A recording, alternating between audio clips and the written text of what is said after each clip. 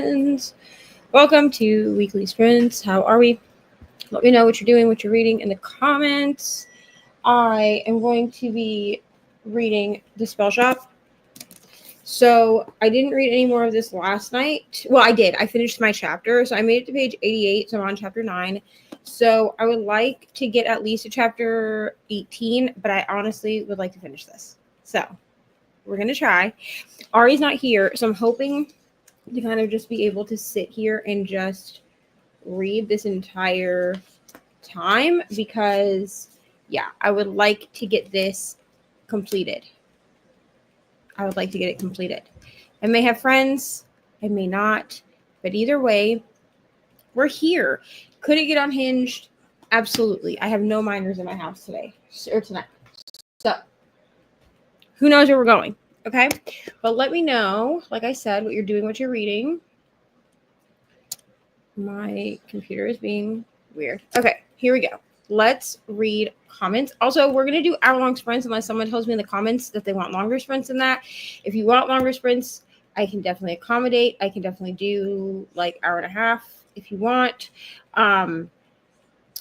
Yeah, it really does not matter to me on a personal level how long we sprint for. So we can do hour, we can do hour and a half, whatever. We're basically just going to go until your girl is too tired to continue. I also am going to, goodbye. I'm also going to attempt to do these Gel Fantasy Dream Lust, like, I don't know if you can see them on camera really, but these like pink, sparkly press-on nails. We're going to attempt to do those as well because your girl needs some vibes, you know? So, hello, Glenda.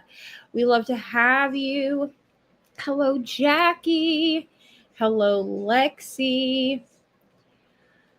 Reading Origins of an Academy Bully. Wonderful. I hope you love it. Also, let me know if I'm lagging because I feel laggy on my end, but could just be me. Hello, Ollie, or hello, ML. Ollie and I are both here and reading. We love to see you.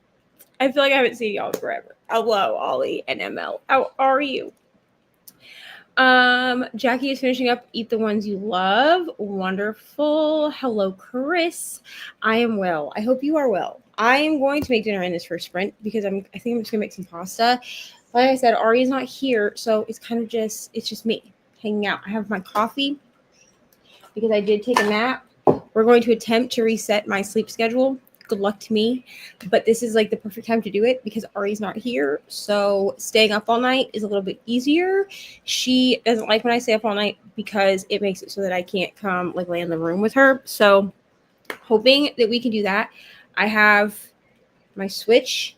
I have a diamond painting, which is my Dobby diamond painting. I will try to find like a photo of it. I don't know where the little photo of it is, but y'all know which diamond painting this is. It's the same one I've been doing for 6 months.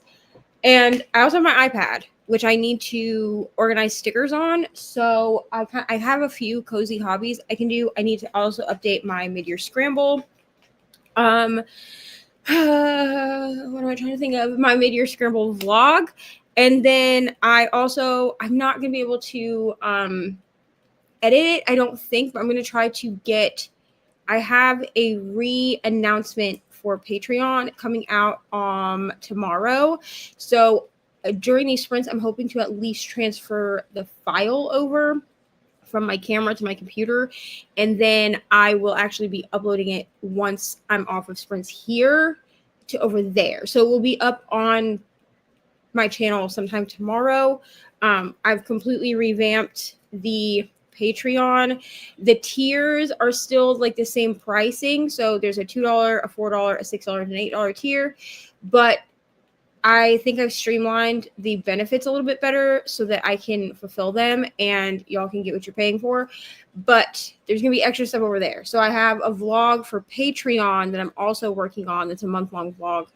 But I don't know. I'm trying to transfer the footage as I go every day because the last month-long vlog I did corrupted halfway through. So at least if I get everything started to be edited, if something goes wrong, I can always reshoot what I need to reshoot. But that is what the Spell Shop is for the Connect 5 challenge that I'm vlogging for Patreon, but I'm also reading it for Mid-Year Scramble. Everything ties into Mid-Year Scramble. And I believe that this will also work for Herkyed 2.0, which we're trying to do as well, which is the hardest reading challenge you'll ever do. I didn't do Herkyed last year, like the first time it ran, because I didn't know it existed until like halfway through the year. But we're going to try. I'm not vlogging Herkyed 2.0, but I will be talking about it. It seems like a lot to also vlog that. So here we are. We have a lot of things happening. Everyone's saying hello in the comments. Hello to Ollie. Oh, I love seeing y'all. My comments just jumped. Please hold. I'm so sorry, friends. Okay, here we go. Everyone's saying hello to Glenda. Jackie said one of the main characters in the book I'm reading is named Neva, and I've never heard it before. Yes. Oh, this is so funny. So my government name is not Neva.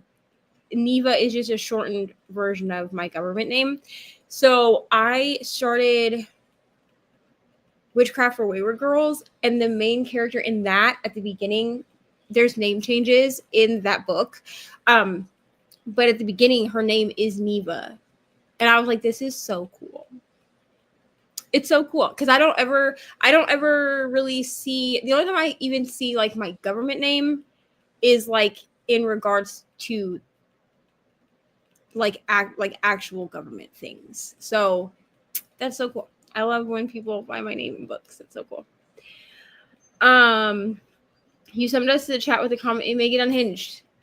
Listen, it's just me and the overage brother tonight, so will shots happen probably. So here we are.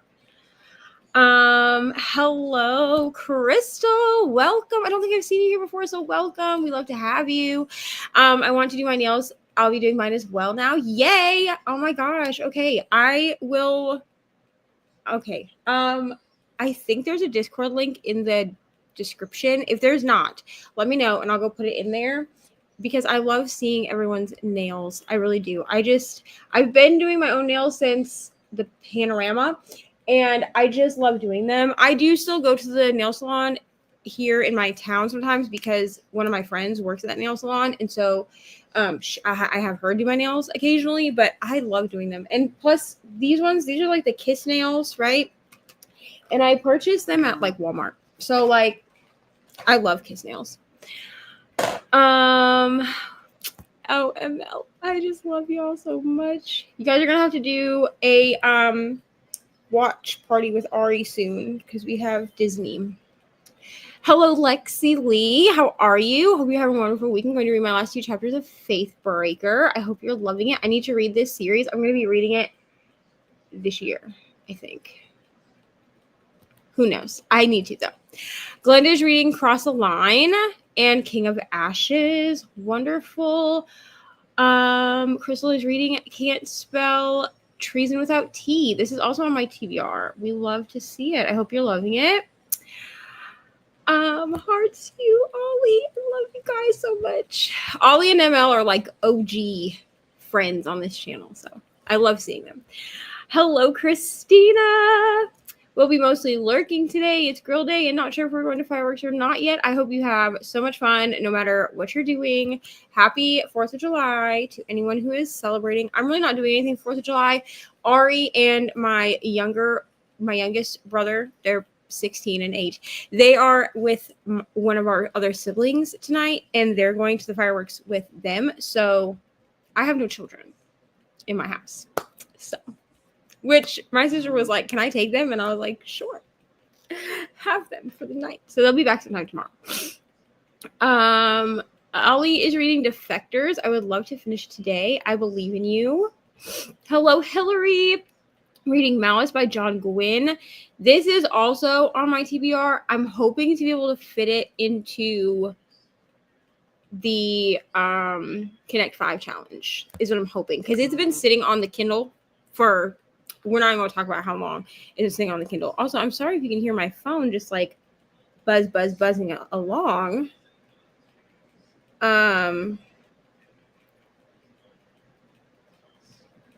Everyone is sending me messages. Of course, I'm popular when I'm live.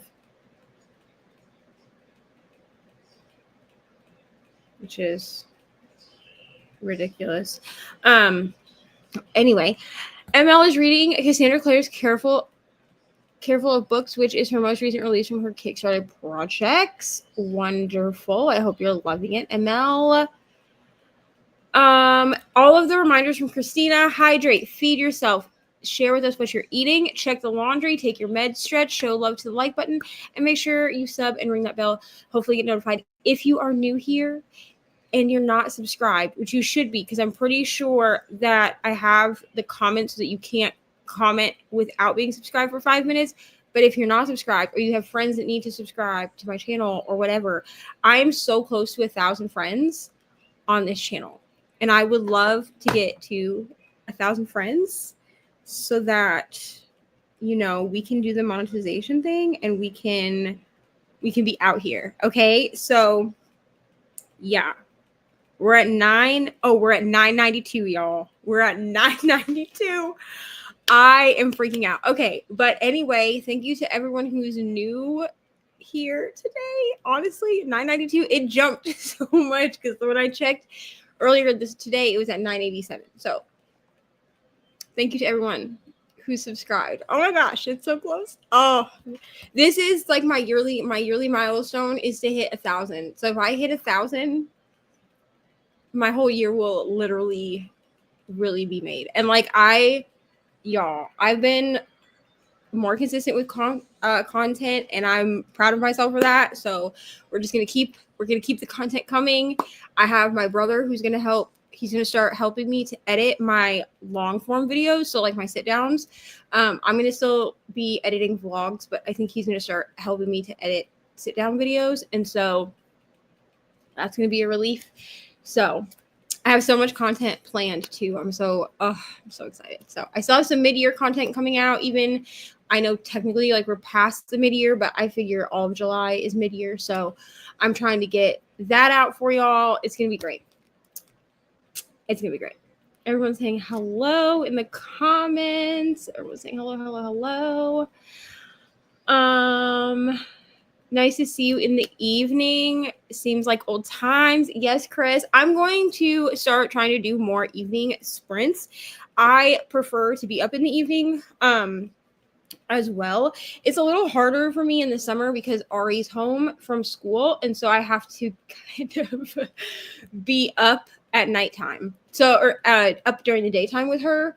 But I am hoping to be doing at least 2 of my sprints a month, because I do weekly sprints. I do once weekly sprints. So not counting my 24-hour sprints, which happen at the end of each month, I would like to be able to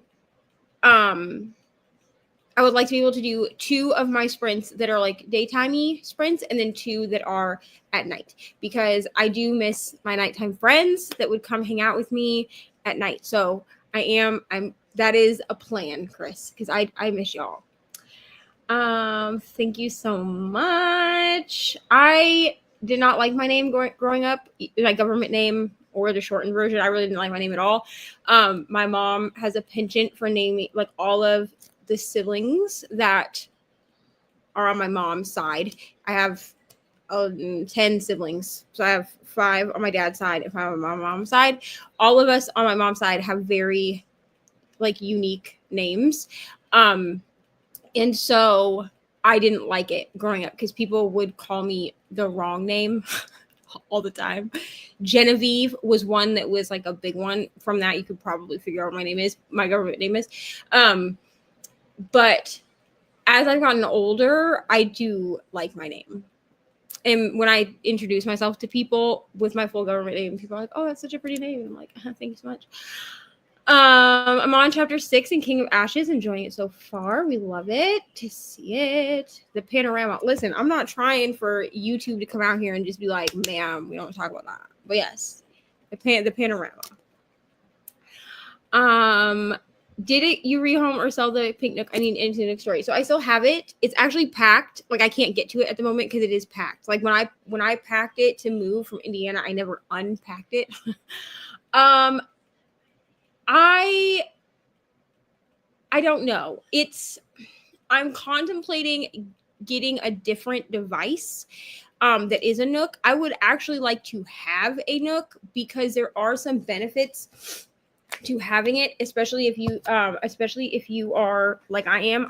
You get one free ebook a month. So I get a free ebook every month from Barnes and Noble because I pay for the Barnes and Noble like card subscription thing that gets you like 10% off or whatever. So I would like to have a Nook simply so I can download those books. They're not great like selections or anything, but it's a free ebook, right?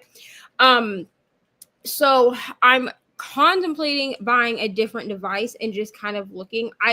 That one was very impulsive.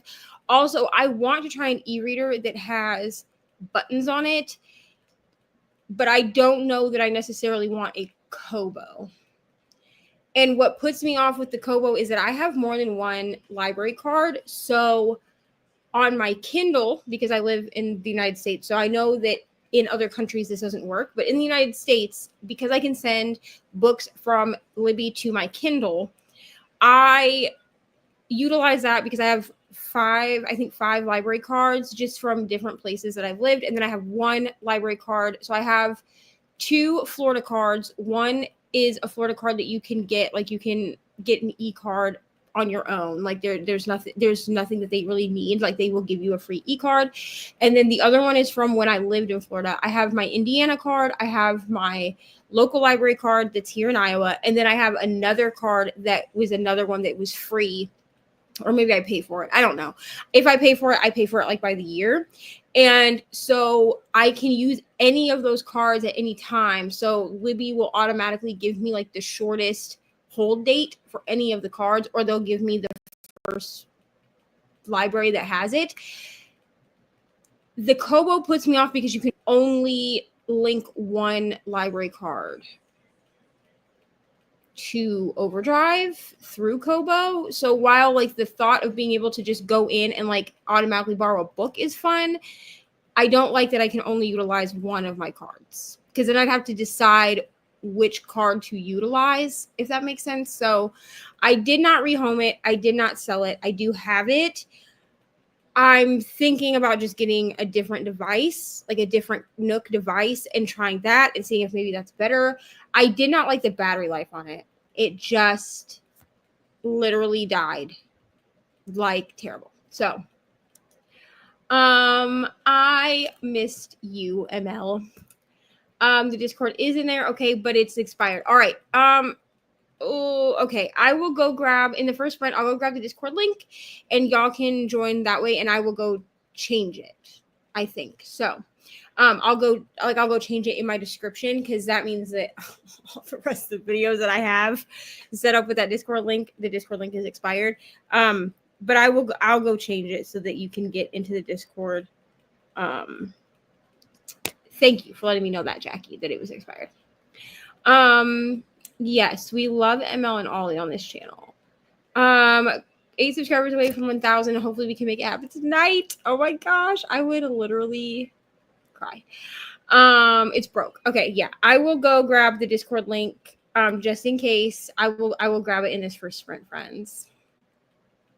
I will actually. Why don't I just do it now? I'll just do it now, because then your girl will not forget, because I'm prone to forgetting. So let me grab it, because I can grab it from my phone. Yes. All right. I'm going to throw my Discord link in here. Honestly, if we could, I need to get this Discord pop in, y'all. I am really bad at Discord. Like I want to be better at Discord, because I feel like it's such a nice place, like to have community, and I have so many channels in here. Like I have the crafty corner, I have all of them. Also, for people that do their nails, I can make a nails channel if you want. I never made one because I didn't think more people than me really wanted to share their nails. But I can make it, and then let's see, here we go. I'll make a never expire one. Copy. All right, here is the Discord link for anyone who would like to join the Discord. We'd love to have you. But otherwise, you can put your nails in the Crafty Corner channel. Yeah, whatever you would like. I know, it's so close. Emil and Ollie were here when I had like 15 subscribers. Emil and Ollie were the first ones to ever talk to me on my sprints, which is so nice. Hello, Michaela. How are you? Let me go walk up and down my street to my neighbors to subscribe. Emil, if you do that, I will die of laughter. Could you imagine? I don't even know my neighbors listen. That'd be like me going outside and be like, hi, can you subscribe to my YouTube channel? My little brother had told me that I should make like business cards and leave them in people's mailboxes. And I'm like, I'm not doing that. Crazy. Hello, Tennille. How are you? Rooting you on so you get to 1,000. Let's go. I know I can do it. I know we'll get there. Hello, Capricia. I feel like I haven't seen you forever. How are you? We'll be reading manga. Glad I caught your live. See, this is what I mean. I need to start doing more nighttime sprints because this is where like a lot of y'all are, is in the nighttime. And it's because for like 2 years my channel I ran all my sprints late at night because of my work schedule. I would work the night shift. I don't know. We're gonna have to start doing nighttime sprints, y'all. We're gonna start doing nighttime sprints. I miss y'all. New here, but loving the vibe so far. Thank you, Jackie. We love to have you. I do have some newer content up on my channel. If y'all want to go check that out, let me see what I've got. We've got a new Kindle Unlimited clean out episode 4. We'd love to see it. And I'm working on episode 5. And then we have the Friends Pick My Pages for a Week challenge that I did for the Amazing Readathon. My July TBR game is up as well. So there's stuff up if y'all want to go. If you're new here and you've never seen any of my videos, you can go check those out and let me know what you think. Hello to Jean, reading the Vampire Knitting Club. So close. We're so close. I'm so excited. I feel so blessed, to be honest. Okay. This is the end of an era. I'm just joking. This is the end of the comments, friends. So let me know in the comments, do y'all want to do our hour-long sprints okay? Or do y'all want to do hour and a half? Because if you want to do hour and a half, we definitely can. I'm really leaving it up to the people. At this point, I'm going to be here for a minute. So longer sprints is cool with me. I don't care. Or we can use the wheel. If y'all want to use the wheel and spin for sprints, let me know because I can do that too. Ben, forever doing good work today and now trying to finish library books. We love library books. You're 6 away. It really is doable tonight. Oh my gosh. I would probably cry.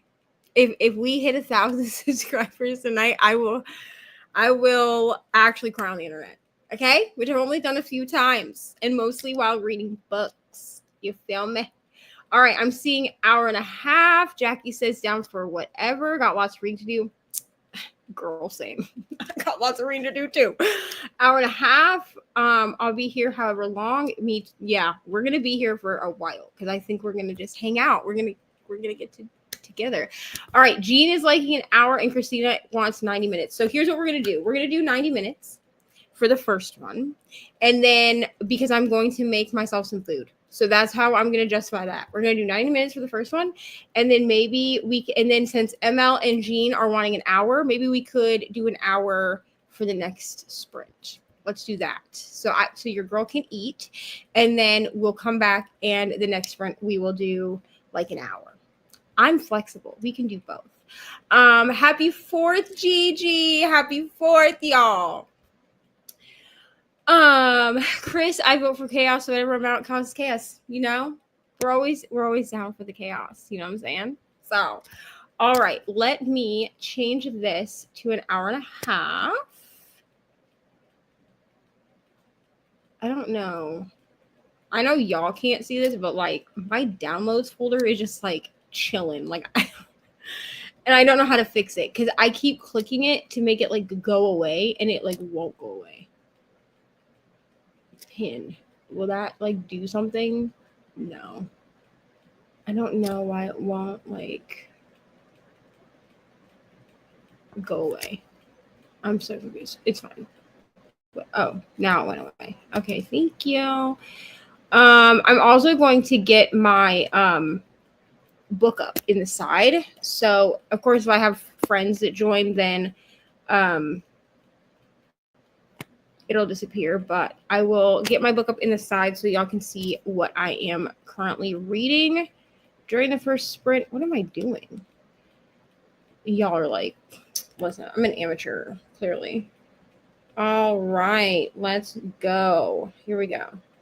An hour and a half. We're going to start with an hour and a half, and then we'll switch over to an hour for the next one. I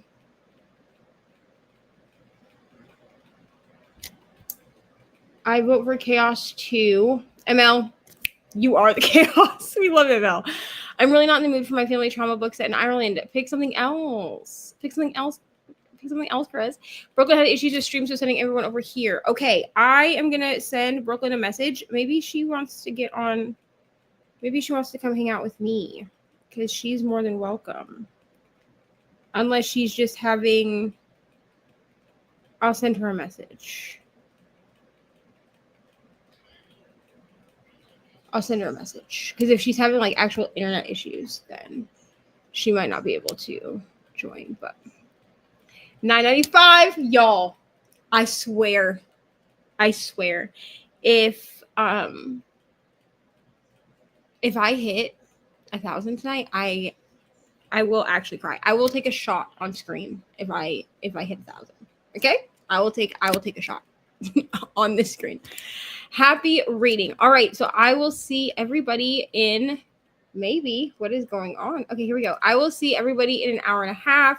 Also, if you are subscribed to Katie Colson, she is also doing sprints tonight. So I know she's doing them for her readathon. So go say hi to her in the comments if you are, if you want to, because we love Katie. I love Katie Colson. Does she know who I am? Probably not. I mean, she does now because she was on like Coda and Nicole's friends last night, and I hung out with them. But go, yes, I love Katie. I've been watching her for a long time before she ever knew who I was. Thank you, Christina. I thought Charles' Uncle Daddy was already subscribed. My heart though. Thank you. You will get it, Neva. Thank you, Gigi. You know what? It's fine. It could have also kicked you off. You could have been subscribed. You could have. And it could have just no, we love Katie from I Would Rather Be Reading also, but she had sprints this morning, and then I think she has sprints on Sunday as well. I think maybe Katie Colson, she's a much larger channel than me, but she is sprinting, so I will, yeah, it's okay. I'm gonna forgive you. You know what, I'm gonna blame YouTube, and I'm gonna say that you did subscribe and that YouTube just kicked you out. That's what I'm gonna say, because it makes me feel better. Yeah, not that Katie. Katie Colson. All right, friends. I will see everybody in an hour and a half. I'm gonna go make some food. I appreciate everyone that's here. Thank you so much. Okay, goodbye.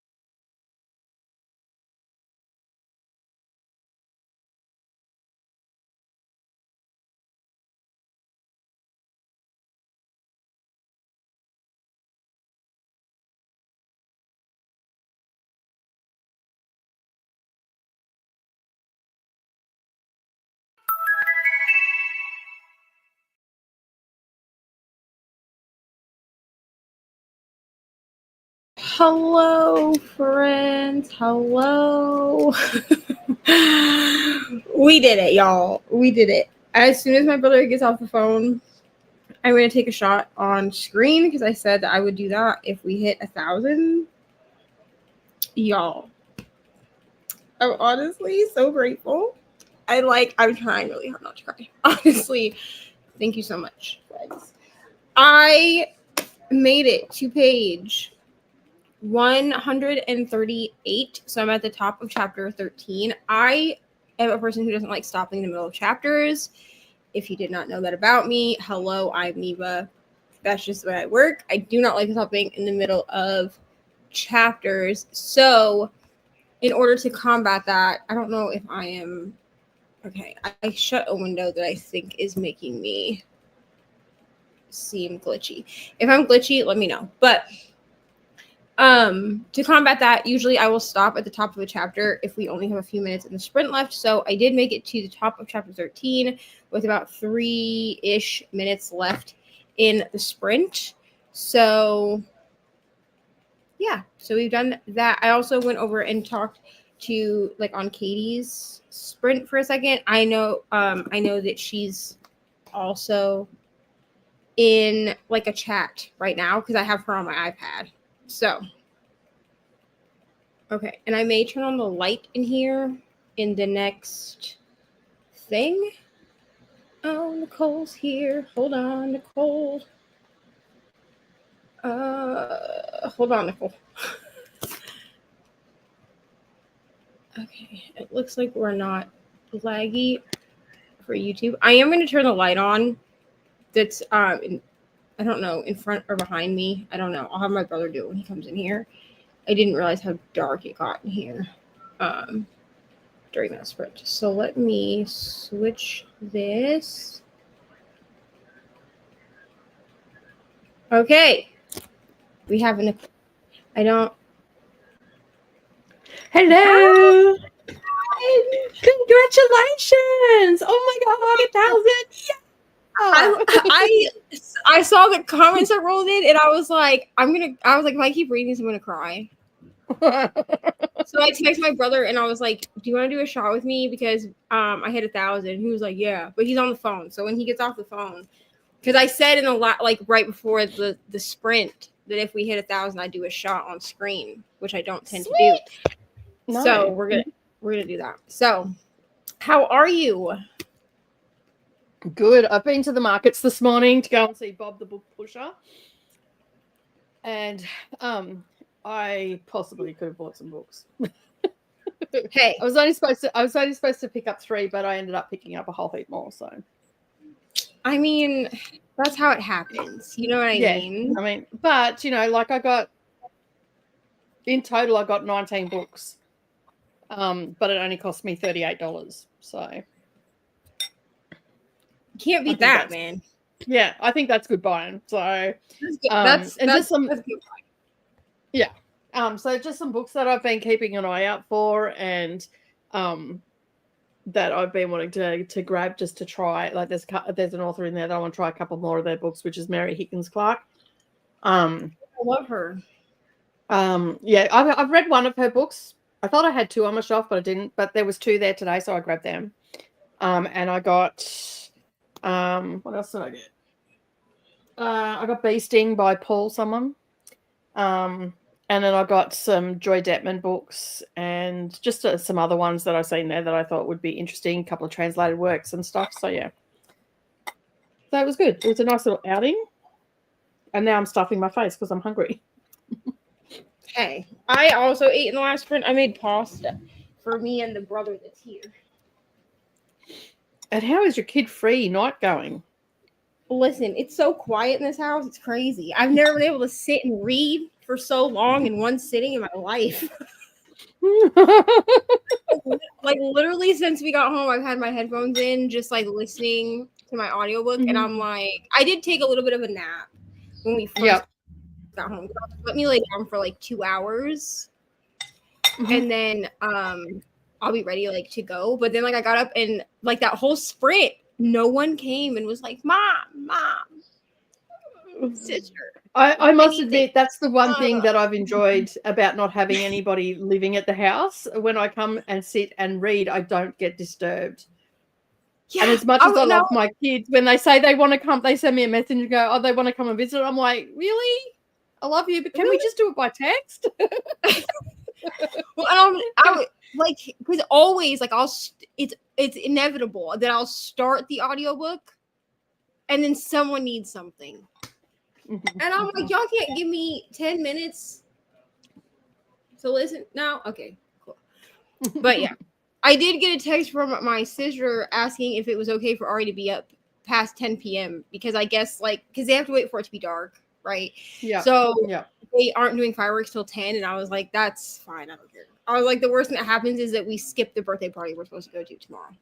Yeah, that's it. Like if she's tired. Which But truthfully, if we since do, she's a night owl, she'll be fine. that's what I told her. I was like, the worst thing that happens is like she'll just sleep until you get back from because my sister has softball in the morning. Mm-hmm. So I think that she's letting the kids just stay at the house because my brother is 16, so like he can watch Ari. Yeah. And is like you guys can just sleep. So like the worst thing that happens is Ari sleeps till 11:30, and then they come home and then we go to the birthday party. Like it's not. Yeah, it's no big deal. Yeah. Like it's no skin off me, honestly. If she stays up until God no, all summer she's been up till like 4:00 in the freaking morning, and I'm like, bro, are you planning on sleeping at any point? I'm not tired, Mom. Oh, at least you'll be having a good time, seeing the fireworks, all that sort of stuff. You don't have to people, you get to read, and you hit 1,000 subscribers. Yeah. Good night all round. That's what I'm saying. And I know, and Reni, I think she said she's hit 1,600 because I sent a message to the bestie. So congrats to Reni. Also, look at us hitting milestones. This was like my full year milestone was 1,000. Like I'm not gonna get sappy, okay? But like I'm grateful, honestly. Like I've worked hard, like, and I know there have been times where like nothing's been uploaded or like very little has been uploaded. Like my life has been Yeah, but you know what? Life happens. But like the fact that people have stuck around, even though like I've gone through some crazy Jerry Springer level stuff, like I wouldn't go Jerry Springer level. Like but, I truly appreciate it, honestly. Hello, Kayla. I know we had some people that joined during that sprint. This was Chris encouraging people. I know Christina went and posted in Nicole's Discord to subscribe. So to all the new people, welcome. This is this channel is what it is. Like sometimes it's a little bit more chaotic than other times, you know. Sometimes we're real chill, you know, but we're just a little collective, a little community over here. This is honestly my favorite place to be. So like here we are. We are bringing back like nighttime sprints because I do miss doing nighttime sprints. So you know, lots of growth and stuff happening over here. That's awesome. Kayla reading The City of Brass. This is another one that's like on my TBR, but like when will I get to it? Who knows? Also go say hi to Katie from Paperbacks and Ponytails if you want, as well as Katie Colson. They're both sprinting right now. Also, we love to spread the love on this channel. This was like the countdown to like Yeah, I was trying to tune in, but over where the markets are, the mobile data is really sketchy over there. So it'd upload and then it'd drop out and then it'd freeze and then I'd hear voices and then it'd be black screen. I'm like, oh, I give up. I'll just wait till I get home. All right. Yeah, this was our countdown. I stopped watching at 998 because it was psyching me out. Like and then when Gigi put 999, I went and looked really quick and I took a screenshot of the 999 because I was like, if this is where we plateau for the night, it's fine. But like this is still like a big milestone. And then I saw Glenda type in that we had hit 1K, and by then my camera was back on, so like it took everything for me to hold it together. I was like, just concentrate on your game, girl. Just concentrate on your game. It's gonna be fine. So I was like, yeah. It's crazy. Hopefully my brother, I don't know where my brother's at. I think he went outside to smoke. He's really like annoyed because his headset is not working. I don't know. I know nothing of gaming equipment, so I don't know how to help him. This was me thanking everyone. Honestly, so fun. Yeah. And I know that Katie Colson, I know that she subscribed because I'm also watching her sprints. Like they're pulled up on my iPad. Which like until yesterday, I don't think Katie even knew who I was, which is totally fine. Like I've been following her for a long time, but yeah, I don't think she even knew. And then she like went and checked our messages because I sent her a message, I guess in like 2022. I don't even remember sending it. I had to go look, and she was like, "I never saw this," and I was like, "It's fine. I'm terrible with messages too." So yeah. Okay, I think brother is getting a shot ready, so. Here we go. Y'all get to watch me drink alcohol on screen. I don't think I've ever had. Well, I think I've drank wine on screen before, but yeah. Thank you to everyone. Thank you. Oh my gosh, everything is jumping. What is StreamYard doing? I don't know. StreamYard's been really bad in the last week or so. Like, yeah, it just like it'll jump all the way to the bottom, and I'm like, excuse me. Thank you, everybody. Jackie finished her book and started Kindred, the graphic novel. We love to see a finished book. I pray that I can finish this book. I don't have that much left. Kindred is in the week champ? Kindred, I think this is like a book that was a novel first. I think. I don't know. Thank you, ML. Honestly, it's so full circle that ML and Ollie are on this stream when I hit 1,000 because they were here when I had like 15. Yeah, they're OGs, so yeah. Like they are real like OG people. Like, all right, here we go. And I'm so glad that I could be on here today too, because like we've spent a lot of time. You don't have to. We've been spending a lot of time sprinting over the past year and a half as well. So, it's whatever you're comfortable with. You don't have to show your face. I mean, if you want to come over here and show your face, I'll move the TBR cart. The graphic novel is the same one by Octavia Butler. Yeah, Kindred. It's by Octavia Butler. It's not what you're thinking. Okay, here I'll turn the computer a little bit if you want to show me. I'll drink some water because I've got to drive, so I can't have a shot. All right, here we go. You ready? Cheers.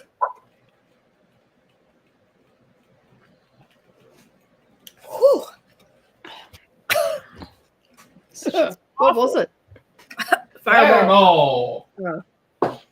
Which I do. Fireball is my favorite, but it's so bad. Like, it's so bad.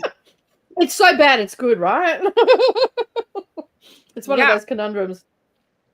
Also, thank you to everybody that joined the Discord. I'm gonna go fix the link in the description. I didn't realize that.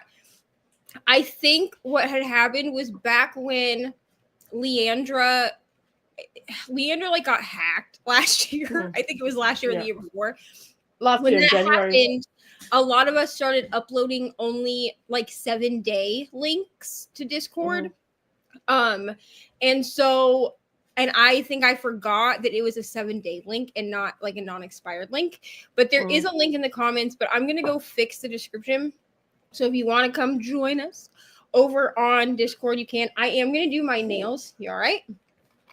I am going to do my nails in the next sprint. I ate in the first sprint, so I didn't want to like try to do my nails while I was eating. But I would love to get the Discord. Like, I don't know. Like, I'm going to start doing, I think, Discord hours every day from like, I don't know, from like the time I get up until like basically like my work day I'll be available to check Discord because I would like to get that like up and going. I think that it's a good like community. Plus, like it has all of the I have so many channels in there. Like we have a craft channel. We have everything in there. So, but I'll fix that. So, but I did see that there were a bunch of people that joined during the sprint. So thank you. Oh gosh, what is this? What? Okay, thank you. Not like 2 straight syrup domes. You all right? Crystal's at chapter 9. The same way I can't stop in the middle of a chapter. Yeah, I will just stop. I was like, oh, I can get chapter 15. I got chapter 13, which is totally fine. And then I was like, I'm gonna stop. Also, if no one knows, but this bothers anyone but me, Audible has done an update so that you can turn it on so you can see the percentage that you're at in your book now. Oh, have they? Yeah. So if you go into like your player settings, so like if you have like a book playing, right? Yeah. Go into your player settings and down where it'll say player time display. And it'll say time left, time listen / total time, and then percentage complete. So it'll show it like this. So mine is set so that it shows me how much time is left. I don't know if you're going to be able to see it because of this stupid. So mine shows here how much time's left in my chapter. And then in the middle, it shows me my percentage. So when you make it small now, it'll show down here. Yep. When it's minimized, it'll show you the percentage. Oh, cool. Which is wonderful because they got rid of it for so long. Because they used to have it, right? Because I remember seeing it on Brendan, because I didn't have Audible. Brendan did for a long time. Yeah, you used to be able and we shared an account. And then they changed it so then you'd have to like share the book. But when you would share the book, it would also show you the percentage. It would say like I'm at blah blah blah % of whatever, which was annoying, but like was at least still a workaround for it. Yeah. And then they got rid of percentages completely, and I was like, okay, so now I have to go into Storygraph and figure out, or I have to have the physical book. No.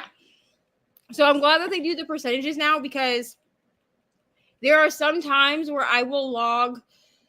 I tend to log my, like if I have an audiobook in more than one format, I will log it in Storygraph, not as an audiobook.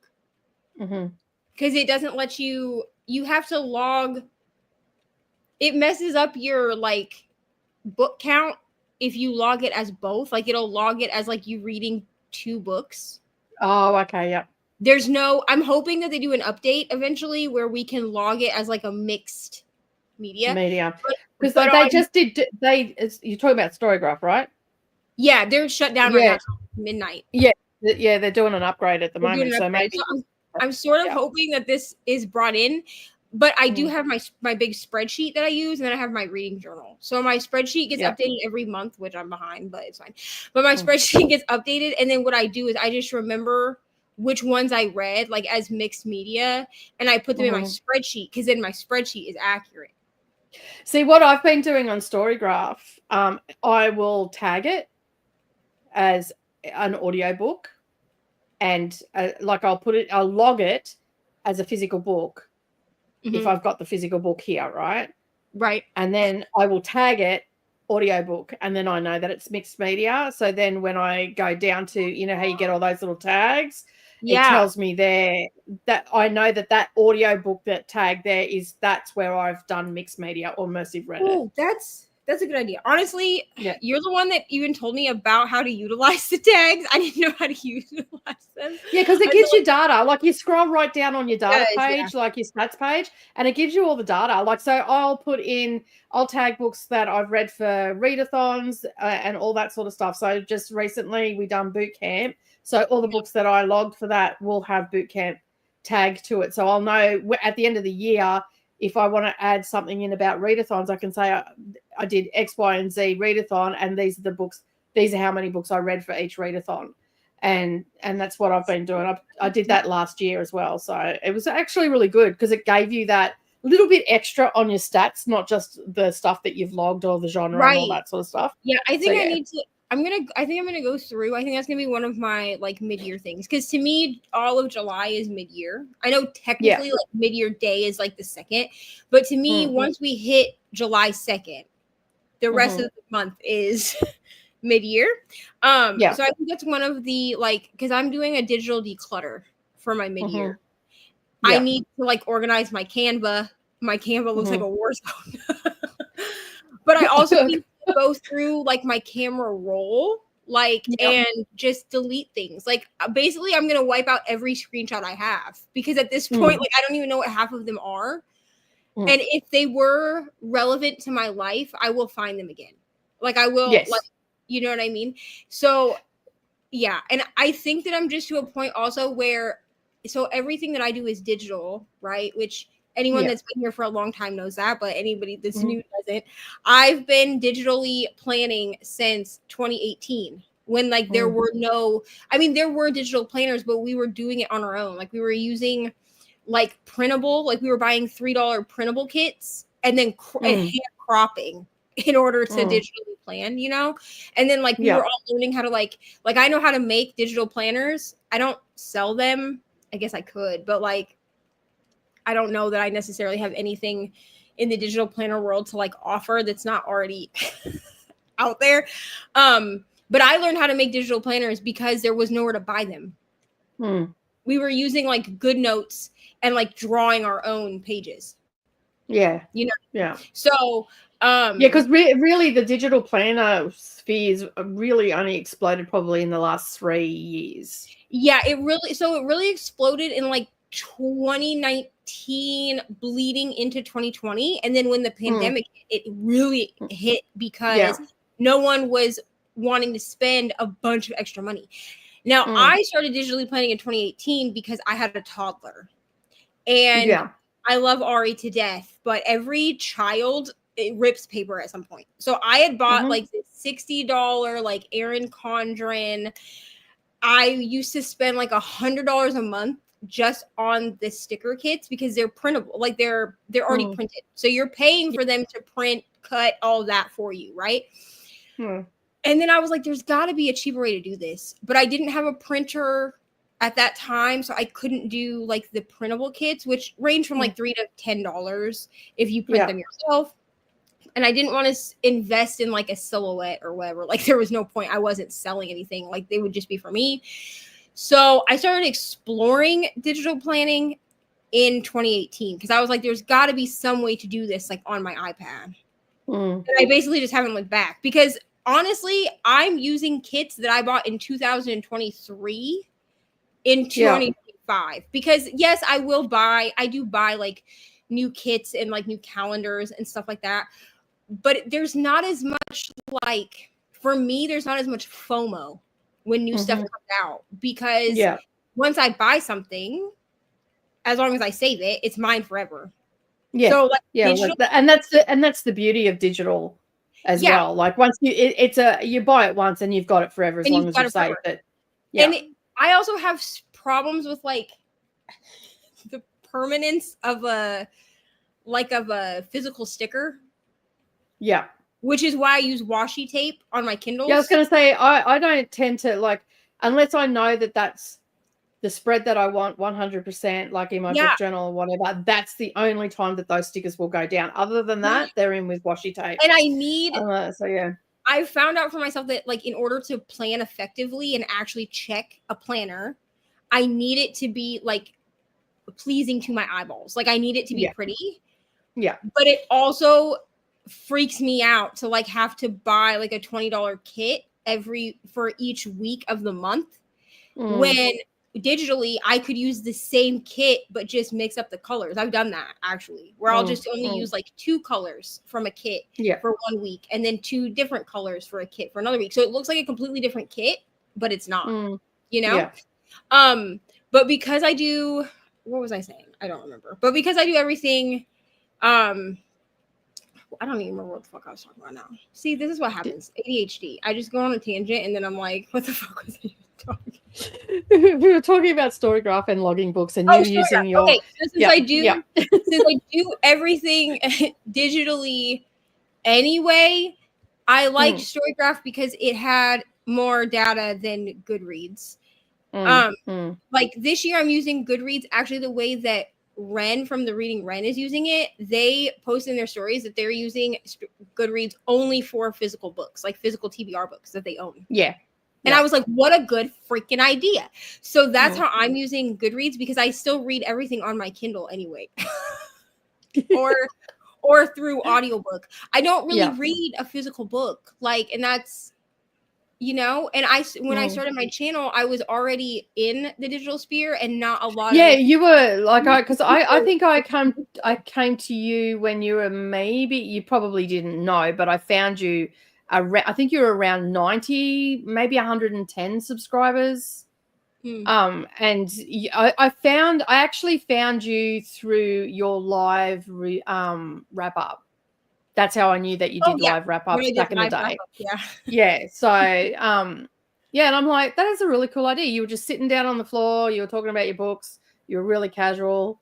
Oh, that was when my channel first started. That was when we still lived in Indiana, and I had one bookshelf that was so short. I still have it; it's upstairs, but it was so short that you could see the top of it. No matter how I positioned my computer, you could see this top of my shelf. I had just put a bunch of stuff on the top of my shelf that meant something to me, like my Opa's ashes still actually sit on that shelf. Because I was like, well, if you're gonna see it, I don't want it to be just like cluttered, But because I don't like making wrap-ups. They do not bring me joy. Like, to sit with like this big ass stack of books and have to put them all away. Like, it's not fun for me. And so I remember I would do the live wrap-ups. And when I joined YouTube, I joined because I didn't see a lot of people that were solely ebook readers. I saw people that were physical readers that bought an ebook for travel purposes, but I was like, but I am like actually just a Kindle reader, because I lost all my books when we moved, or most of them when we moved to Florida, but I still had my Kindle, because that Kindle was small enough it could just go and be thrown in a bag. And I was like, well, maybe I have something to bring. And like, even now people will come to me and ask for like Kindle recommendations, or in the last couple of years, I've gotten more of like the last like year and a half, I've gotten more of like, can you do comparisons? So I am trying to find another outside job, but I am planning on buying a couple of other e-readers, even if I don't end up using them, or I end up like unhauling them and like selling them to someone else after I try them out, just to compare and contrast. Because we know the Nook is no good. Chris actually asked about that. I do have that pink Nook. I do think what I'm going to do is I'm going to look through reviews on other Nooks, because I think that the Nook ecosystem is good, especially if you're a regular Barnes and Noble consumer and you're trying to get away from Amazon. Because I think that's the other thing, is like, with the way that Amazon is going, I feel weird being like, everybody buy a Kindle. You know what I'm saying? I do think that I do think most people would benefit from an e-reader. But I feel that I need to maybe try a couple of other e-readers. There are a few on the market now too. So it'd be a good time to. The only one that kind of freaks me out is the books one, because it's expensive. Now I understand that the books is more of like an e-ink tablet, and I was gonna say, isn't that more like a tablet though? Yeah, I do kind of want to buy one, because you're supposed to be able to like hook up like Hoopla, the Kindle app. Like, you're supposed to basically be able to have all your apps in one space. And I think that would be very useful, especially for people like me. I utilize things like Hoopla. So and I would actually use the ebook service on Hoopla if I had it on an e-reader. Like, if I had it on e-ink. I just can't. Yeah, I don't like reading books on my tablets either. Like, I'd prefer them on my Kindle. That's why I was so pissy when NetGalley changed their formatting. Right. And I'm like, no, what are you doing? Why are you trying to fix something that's not broken? Right. I will be adding an iPad mini to my lineup, because I actually need that just on my ecosystem anyway. And I think that I am going to set it up so that, because I am in a lot of Kindle groups on Facebook. Okay. So, and a lot of them will use an iPad mini. So I think I am going to attempt to set up a focus mode that is for e-reading. Now that I've seen I'm sorry for the fireworks, but now that I've seen other people do it and do like a video where like I use my iPad mini as an e-reader for a week or something, this iPad, my Pro, is too damn big. I cannot hold this nicely to read on it. I can't read on my tablets either because they're too big. I did used to take pictures from my Kindle app on my iPad. Like when I was doing like the Magic Readathon, like back in 2020, this was the iPad I had, and I would take pictures so that they were in color. But this is not comfortable to read on. If I have to read on my tablet, or now I have an iPad as well. But if I have to read on my tablet, because that's what I'll read on my Samsung tablet, because I don't use it for anything else.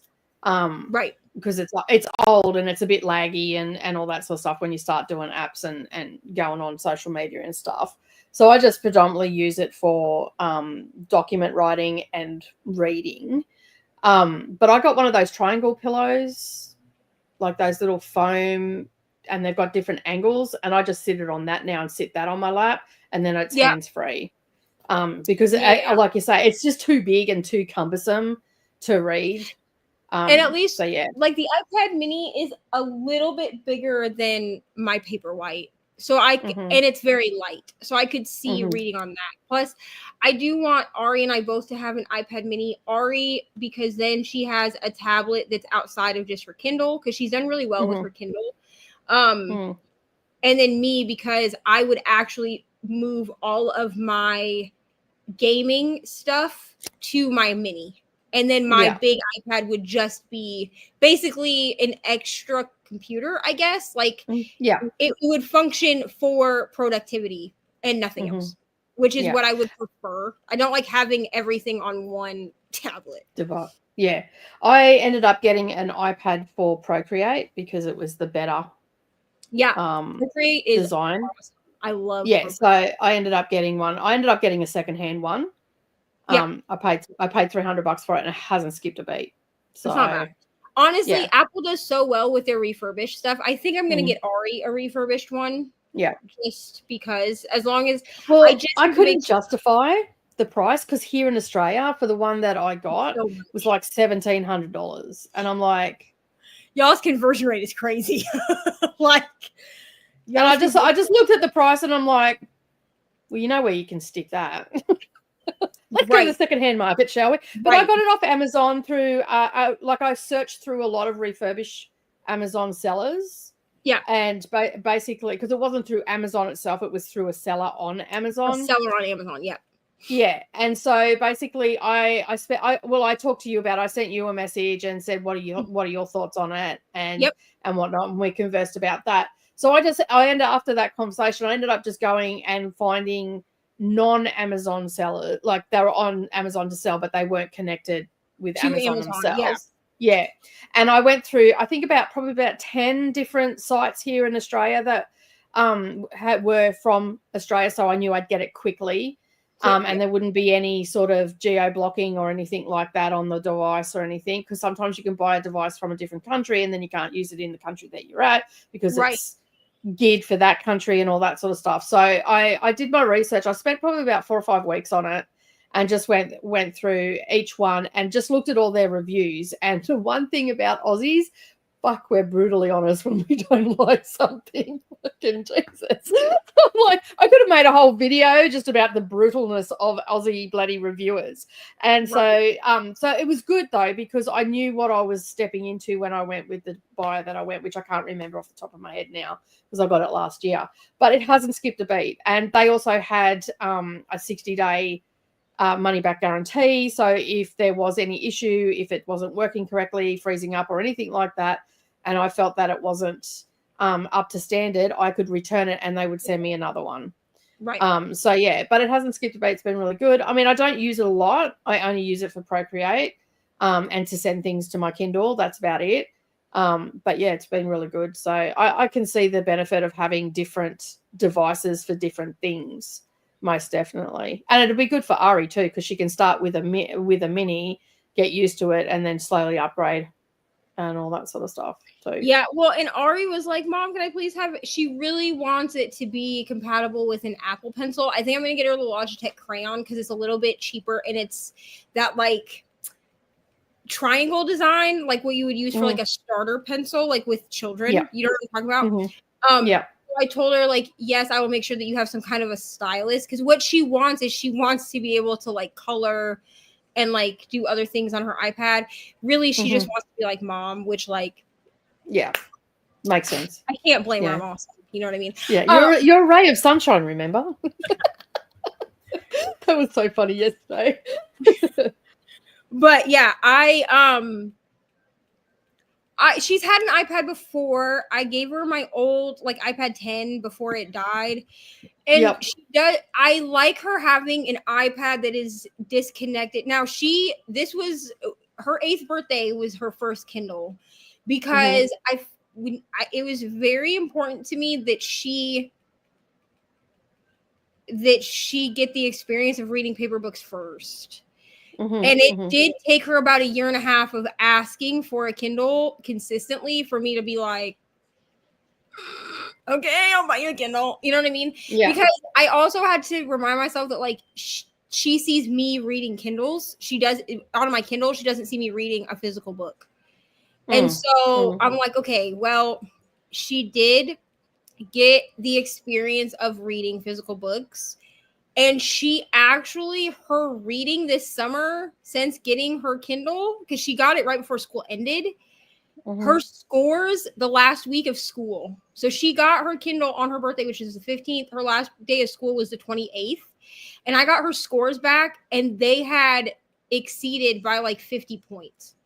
And that's so good. I'm thinking that because of the way that you can customize like the font and stuff on the Kindle, that she's a lot like me where it's easier for her to read that way. So I told her like, because they do like tech days at school where they can bring in like tablets or Kindles or she's brought my Switch before. I told her you can bring your Kindle on tech day if that's what you want to take.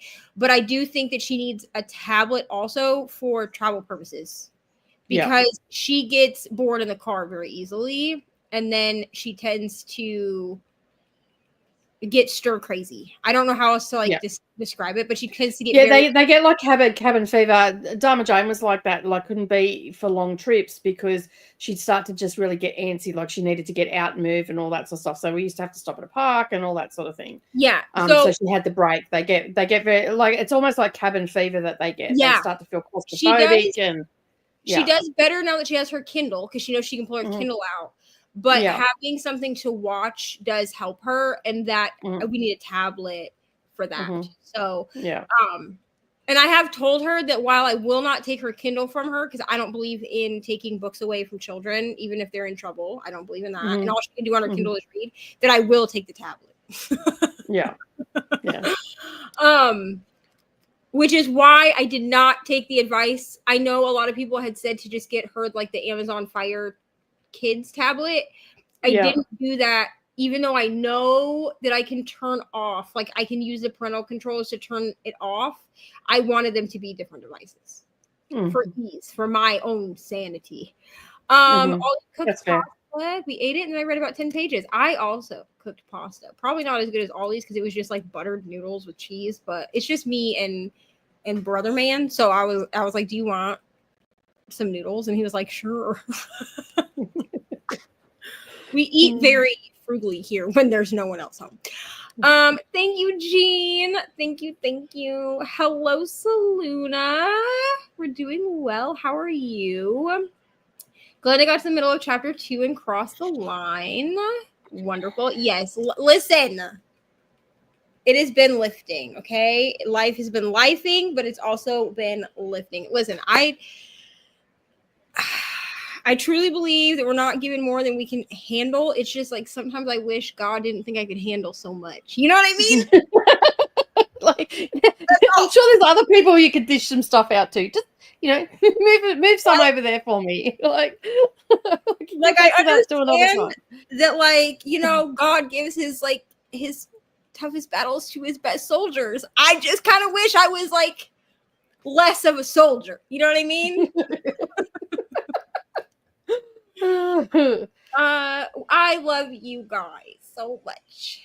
One day we'll make it to California to visit you, because like California is far, but like it's not that far. And then my stepmom has an excuse for us to. Come on, it's just down the road, Neva. Got to get the Australian mentality. It's just down the road. Honestly, I like traveling. It just costs so much. I really wanted 2025 to be my year of travel, but unfortunately, with a certain person, that just didn't really happen for me. But I am manifesting it for 2026. 2026, cool.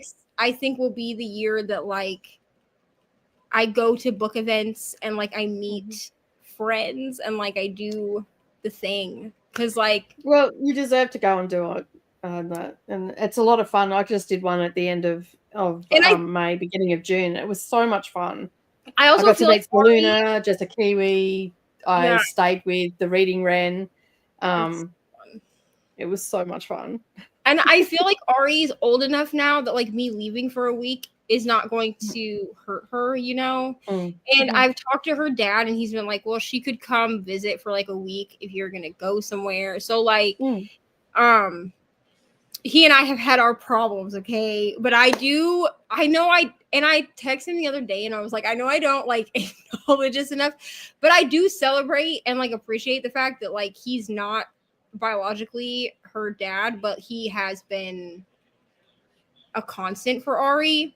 And so like I do, you can say a lot of things about him, but he has been a constant in her life. And I cannot, but the one thing that like I can't say, no matter like what like negativity he and I have brought to each other's lives or the issues that we've had or whatever, like the one, like even if which it's not the only good thing, but even if the only good thing was that I could say that he's always been there for Ari, to me, that's good.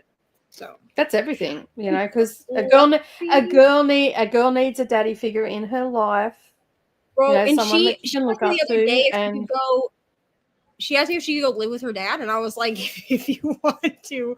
The thing is like she is like every kid, so like in a perfect world, like we would all live together again. Yeah.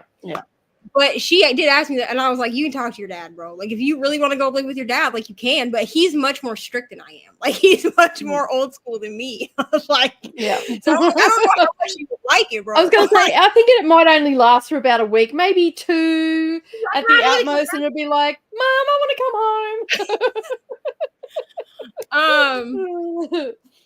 Oh, what in the world? I did not even click anything. Relax. Lexi just coming back, had to calm down 3 dogs for the last 90 minutes because of the fireworks. Yeah, the fireworks are crazy. They've been setting them off since last night, which like fine. I hope you don't get arrested because you're not supposed to be shooting fireworks in my town. That's fine. Thank you, Saluna. Honestly, this channel has grown so much faster than like I ever like could have imagined. To be honest, I've only been on YouTube since 2022, like May of 2022. So like, because we started around the same time, didn't we? Yeah, you, me, and Brittany, we all started in about the same time frame.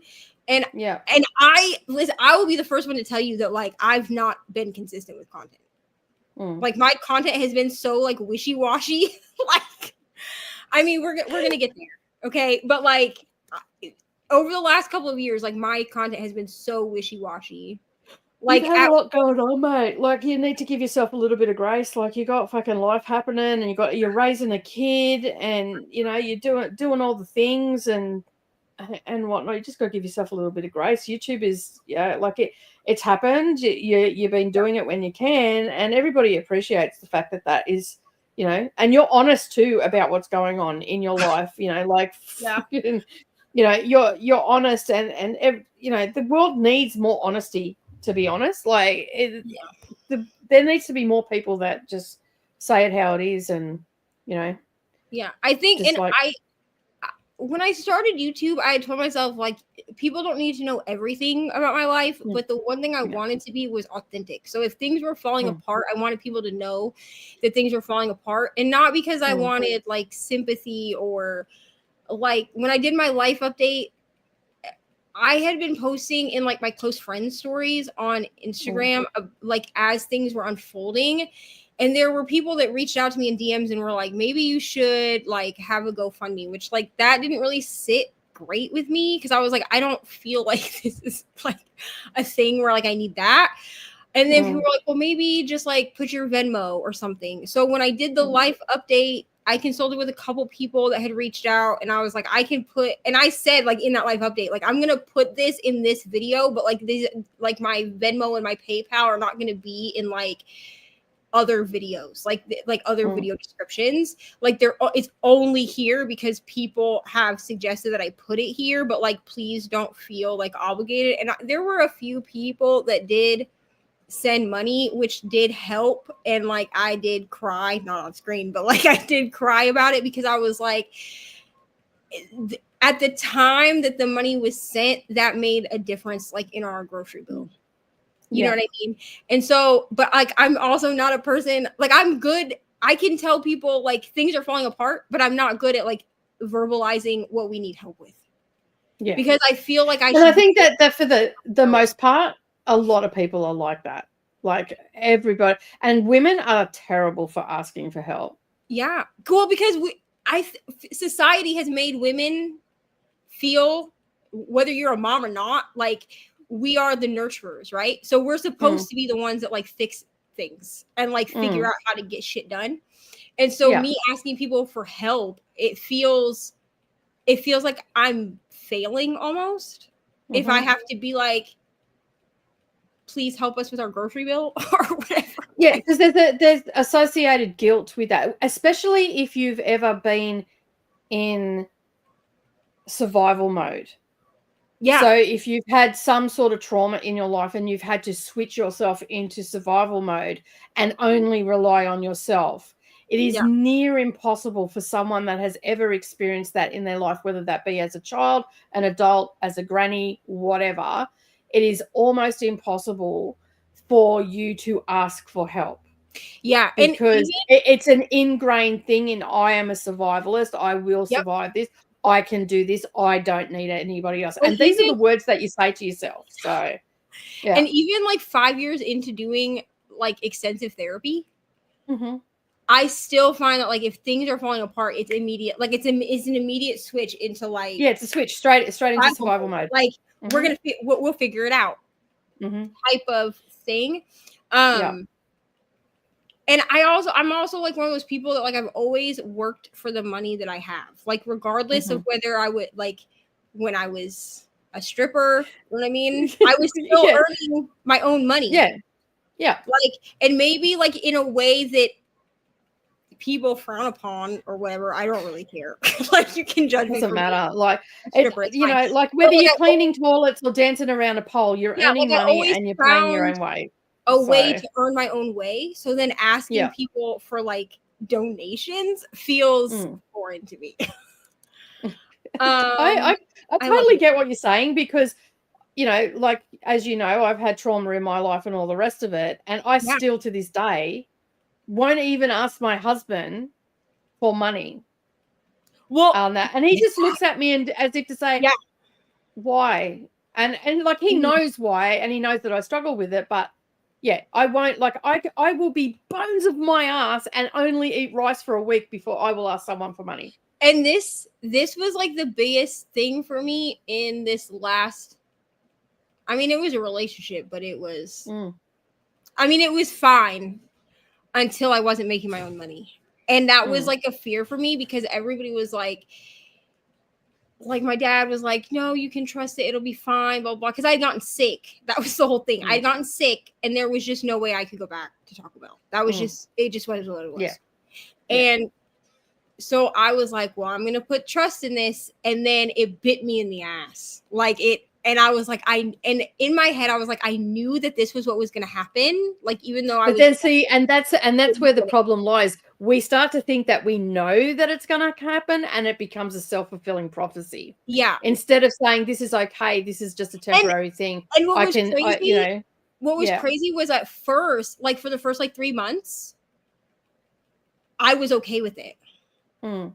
And then there was always a fight over how much the grocery bill was, which I'm not going to say that online because like the amount that I was spending was literally nothing compared to what I was spending when I was making my own money, right? Like it was like half of what I was spending.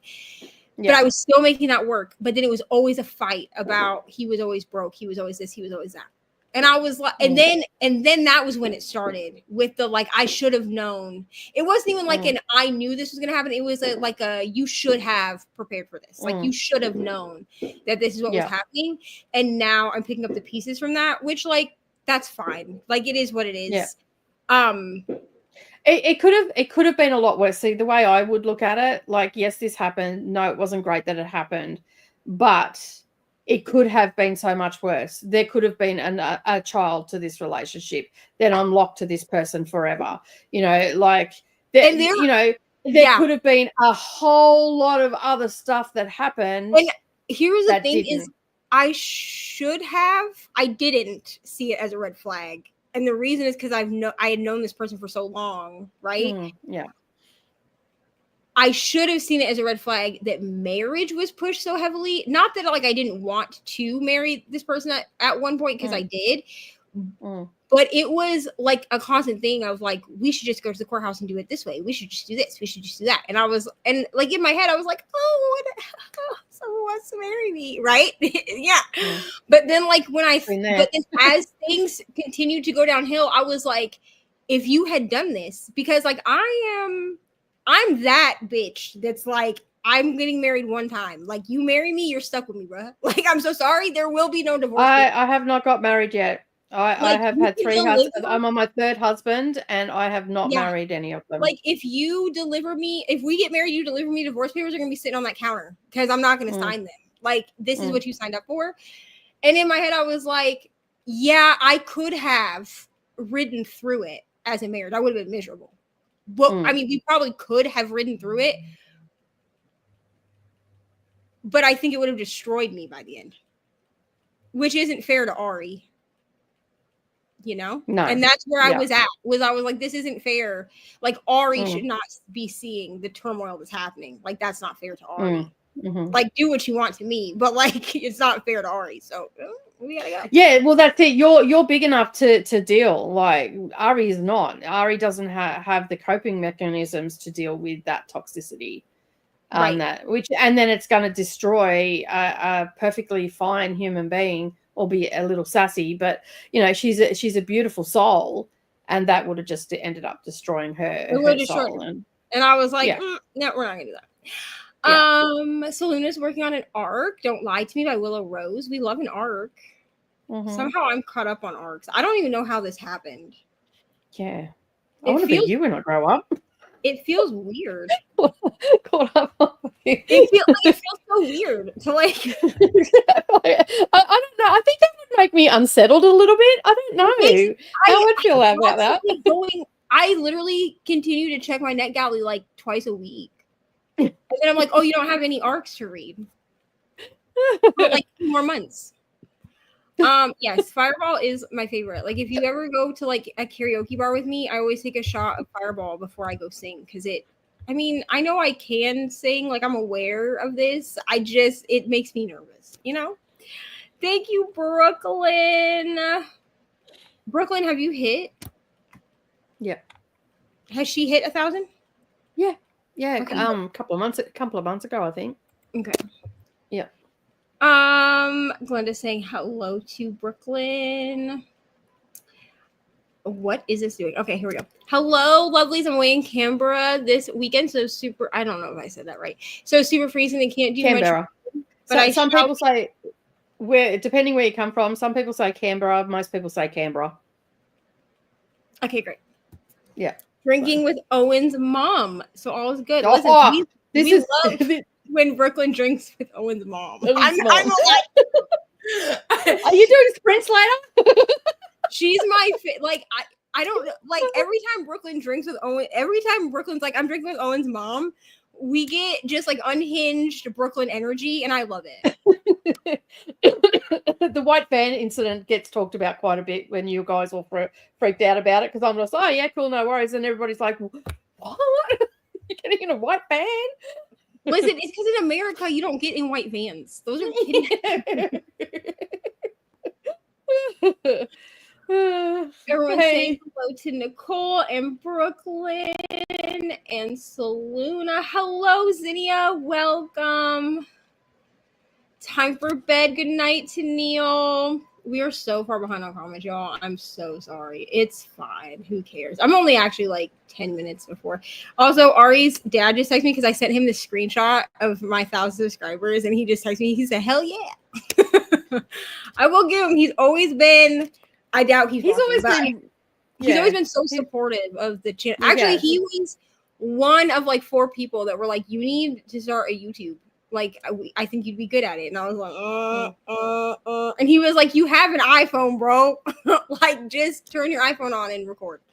I was like, okay. But yeah, he's always been supportive. And he, honestly, to this day, even though he knows that some of my friends, after everything fell apart, whatever, had their thoughts, he still asks about every single one of y'all. Every single one that he ever met, like on sprints, he'll be like, how is Nicole? How is Reni? How is Brittany? How is Kelsey? How is whoever? And I'm like, they're all good, sir. Thank you for asking. We're all still like here booktubing. Saluna is in the hospital, but Super Cat Girl is no more, and hoping I can go home by the end of the week if all tested treatments go well. I hope you can.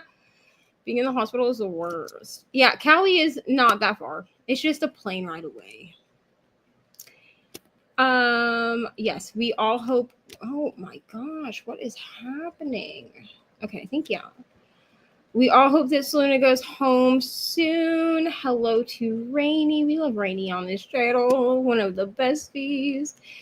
Thank you, Christina. Got a little distracted, came back, and you did it. Woohoo! Yes. Hello, Sherry. Good evening. Happy 4th of July. Life is always going to throw something at us. The important thing to remember is that it will pass and you'll come out stronger. Amen to that. And that's just what I do. I just keep going. I show up where I can, and I just keep going. Okay, here's the pronunciation. Thank you. Canberra. Yeah. Canberra. And it's not I don't know how you say it, but it's Melbourne, not Melbourne. It's not Brisbane either. It's Brisbane. Brisbane, yeah. Yeah. Listen, I have enough like out of the US friends at this point that I've learned how to say some stuff. Yeah. How to say something. You can always tell someone that's not been, like, they might speak with a little bit of an Australian twang, but you can always tell by the way they say Melbourne or Brisbane. I will say it Brisbane or Melbourne, yeah, and it's like, no, they weren't born here. My true crime, my US true crime channels that I watch, I find myself correcting them because they all will say like Melbourne or Brisbane, and I'm like, no, no, it's not how it's said. Hello, Alicia. I've been working on a first attempt of a junk journal. Ooh, junk journaling is nice. Yeah. I mean, I'm not good at junk journaling, but I love watching other people do it. I love watching. It's like my guilty pleasure. I watch them. I don't make them. I've got enough hobbies. I watch so many like junk journal like channels because I just think it's such a cool thing. Like, it reminds me of like scrapbooking. But I'm not good at it. I've tried, and I'm like, this is no. These look terrible. Like, it looks like a 5-year-old did this. No. Having flashback right now. The fireworks for 2 or 3 towns are going off, and also all the home, and it just sounds like trees cracking. Yeah, I don't know where they're shooting off fireworks. Maybe at the square. I'm not sure, but it's close enough to my house that like I can hear it, and I'm like, are y'all done yet? No. So yeah, I'm not. Listen, I can make a beautiful planner spread if you want that, but junk journaling, absolutely not. All right, we are gonna switch this to an hour really quick because I told ML and Jean we do an hour. Mm-hmm. If they're even still both here, who knows at this point? Because listen, we get chatty on this channel when we have friends, so just is what it is. And neither and I together. Oh my god, there's a lot of chatting going on. We could just never do a sprint and just chat the other day. Yeah, we'll find something to talk about. How's your diamond painting going? Did you do any yesterday? Yeah, I've done that. I'm going to do some now that I have this front light on. I am going to do some in the next sprint because I need to charge my Switch anyway because she's screaming at me to be charged. I don't know where I put it. I've got some book holders and Kindle holder. I'll show you. I'll go get it. Hang on a second. It's behind me. But in all reality, I have like one, two. I have like three like larger-ish sections that I need to finish. Ooh, that's pretty. So it holds 2 books and your Kindle and pens and stuff. So yeah, it's like so I've got to cut a heap of those out and make them. Yeah, I only have a few sections left of this, so I'm gonna try because I have no children, so I can just sit here and do this. So I'm going to. The thing is like, I think that because I've been working on this one so long, I'm just like annoyed with myself on how long. Yeah, it does get like that. You do get a little bit. Because it's just like a standard size, and that's the thing. And I have 2 more in this series that need to be done. I have Luna and Draco. No, 3 more. I have Luna, Draco, and Dumbledore that I still want to do. Yep. And I want to get Dobby done because I don't advertise it. So you're only going to know that I do this because you're here and if you've been on the channel for any length of time. But July 31st is my reread time for Harry Potter because in memory of my mother. So I would like to be able to work on the other 3 while I'm listening to those because it'll take me a couple months to listen to all the books collectively. And I would like to have this whole collection of these smaller paintings done by the time I'm done with this read this year. Yeah, because Ari wants me to frame them and hang them up for her. So cool. I think we will. I mean, have I ever framed a diamond painting? Absolutely not, but it can't be that hard, right? It's not that hard. There's plenty of tutorials out there to help you guide you through. And I'm not too. I'll probably seal them first. I'm not too worried about like not having the insurance on them like once they're done. Yeah. So, yeah, Christina, I do remember when that happened. So I can see why that would be traumatizing. Satisfying to watch. I used to fall asleep to junk journal videos. They're so relaxing. Yeah. ML is here for the chaos and the chatty, as always. The notebook I'm using is a failed attempt at a bullet journal, so I'm trying to use it up and make it a junk journal. That's actually a good use for that. I actually watched a planner video yesterday where this, I think her channel is like frugal planning or something like that, and she was using like a notebook that she couldn't use for anything else as like a planner. Like she was making like her own like custom spreads in it. It was actually kind of cool. I mean, I'm not talented enough for that, but like it was cool to watch. Yes, Saluna. So let's talk about my saga with wildflowers. Okay, let's talk about it. So this is also my favorite game currently. I bought this game like at the end of February. I have beat it like 3 times. And I just keep restarting it. So I actually have like a game going on my iPad and a game going on my Switch right now. But I absolutely love it. Like I absolutely love wildflowers. It's just such the thing with it is like you can, every time you play it, you can make slightly different choices. And I feel like the more that you play it, the more you kind of figure out how to hit all of your objectives, like your milestones faster, so that you are like making friends with people and all of that. So yeah, I do like it. I will say that like if you have like any kind of like trigger of like death of a loved one, just be aware that like there are heavier topics in this game, but it is just like a cozy life sim kind of game. I mean, technically it's a farming sim, I think, but I would consider it more of a life sim because you are also making like connections with the people in the game. You can't customize your person. Like, it's just you play Tara. Like, she's just like that's the person you play.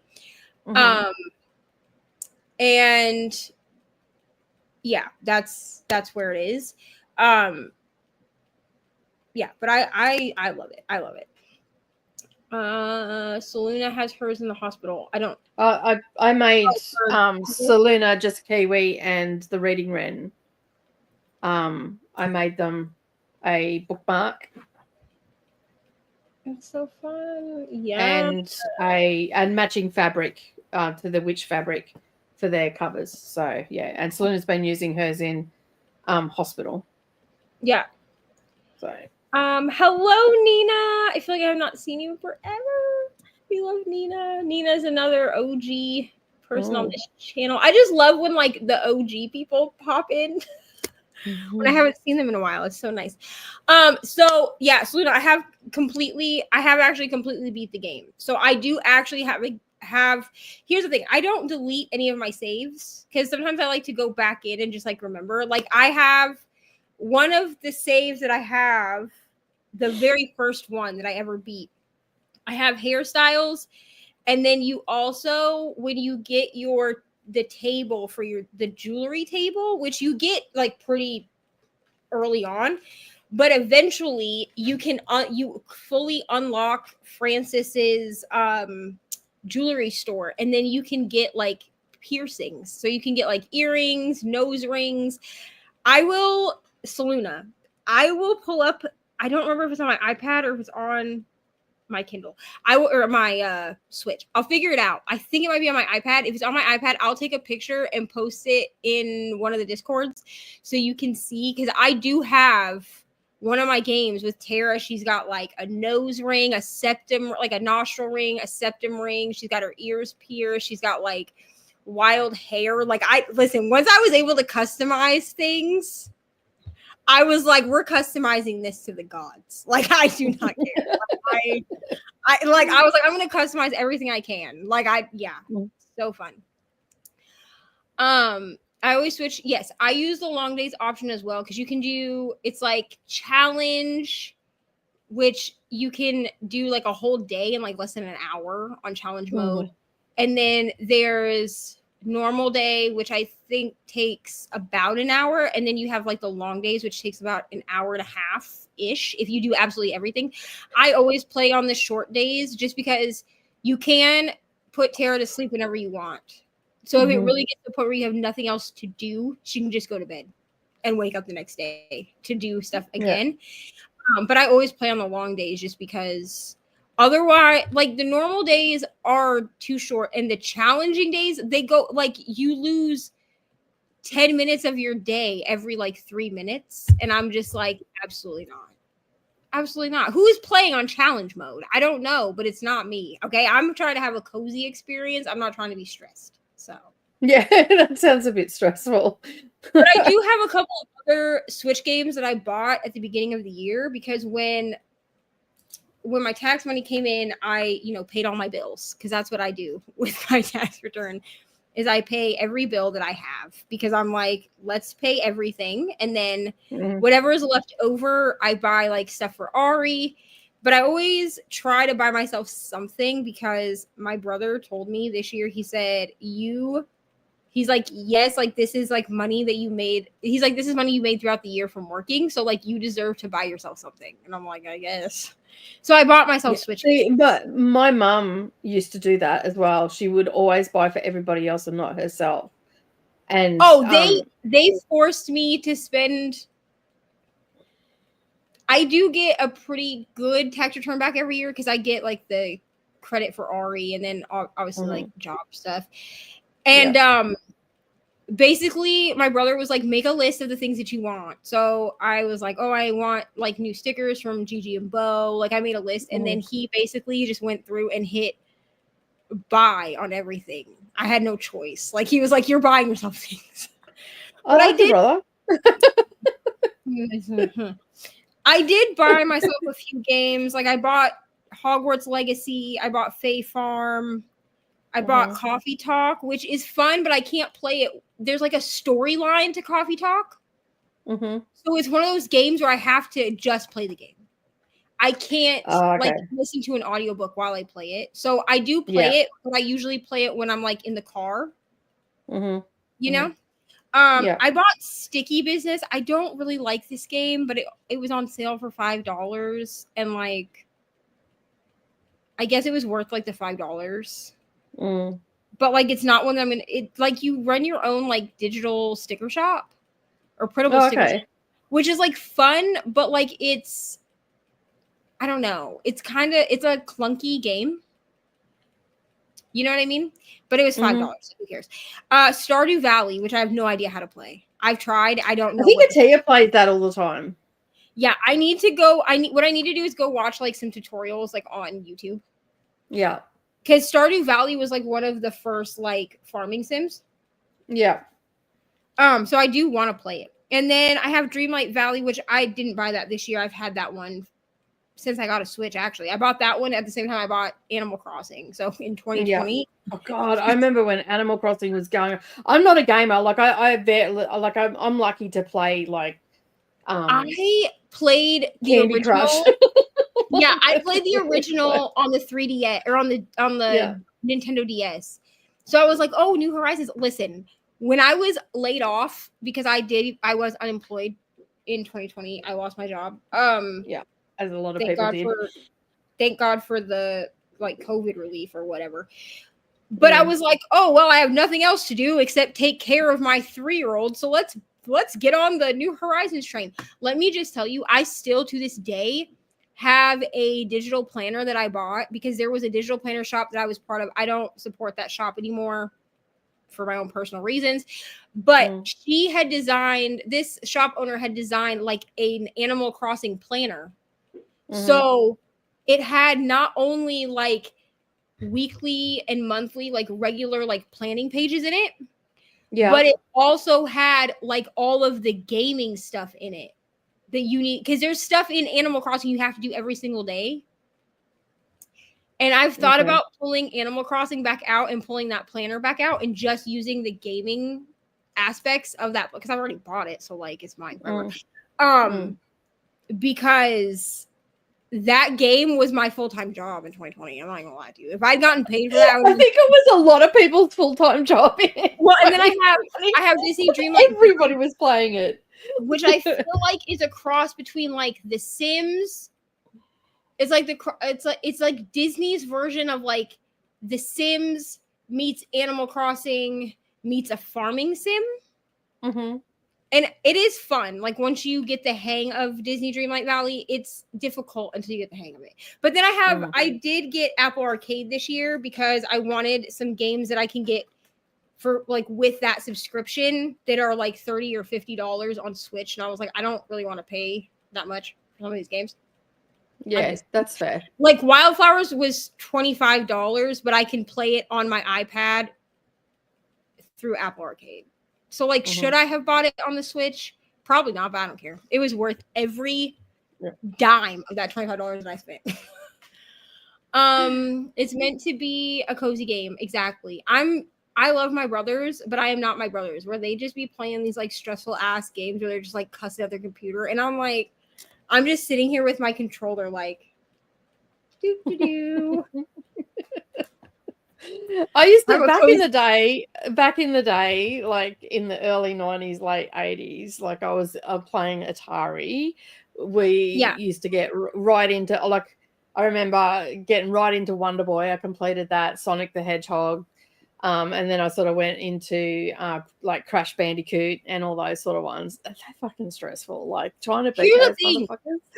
Back in the day, I played so many games that like do bring you stress. Like I still have like the Harry Potter Lego game. That game is so fucking stressful. Like just thinking about it stresses me out. And I'm like, this is the kind of shit that you used to play all the time, bro. What is wrong with Spyro was my favorite, the little purple dragon Spyro. So, I love Spyro. Yeah, I mean, here's the thing. When I was younger, I used to game so much more. And I'm just seeing that hyperfixation come back full circle. Because there's some games like The Sims, I never stopped playing The Sims. I've always played. But yeah, I never got into The Sims. A lot of my friends got into The Sims, and like they'd sit there and they'd play them, and I look at them and they'd say to me, "Stop judging me right now." I'm like, "Oh, I'm judging you because I don't understand what you're doing." Is The Sims I could always play on a computer. Yeah. A lot of the other games you had to have a console, and there were a few years where I didn't have a console, and now I'm like, as a full-grown ass like adult, in her grandma era, who I just want to play games all the time. Like, I told the kids, I was like, when I start either through YouTube or however, I start making like a good amount of money again, I think I am going to go ahead and buy a Switch 2. Do we need one? Probably not. But I was like, if I buy the Switch 2, then y'all can have my original Switch. Like, this can become like your device or whatever that you guys play on. Not that they couldn't play on the Switch 2, but I have figured out that I'm definitely like a handheld gamer. I don't. Do you know what I've still got in my drawer from way back in the day? What? I have Donkey Kong 2 and Donkey Kong 1 on the split screen Nintendo. Listen, the handheld ones. My sister's dad, I don't think that they still have it, but my sister's dad had the original Game Boy. And my whole like childhood, I grew up playing that. And there were 2 games on that I used to play all the time. There was a Lion King game and a Pocahontas game. And that Pocahontas game was stressful as shit because you would get stuck on this one level where you would dive into the river, and like there was only so far you could go. Like, I don't know. But like the thing is it's crazy because my whole life used to be gamified. I feel like when I was a child, like my whole life was gamified. Like I remember there was like a typing game that my mom had for the PC that like you were trying to like unlock, like you were helping this I think it was called Jumpstart Typing. And you would get these keys and you were trying to like free this like robot's creator, and you would play like typing games and stuff. And I looked it up a while back, and you can buy it off Amazon for a PC. And I'm thinking about in the next couple of years getting myself a PC solely for gaming. I will be buying that game. I mean, do I think that it's like probably too young for me at this point? Probably, but like who cares? It's nostalgia. But that game, if I'm thinking it's the same game, that game also taught you how to touch type, right? Yeah. That was the whole purpose of it. Yeah. Because so in the schools that I went to, they started doing like, they don't do this anymore apparently, which I think is crazy considering that everything is technology now, like everything is computer.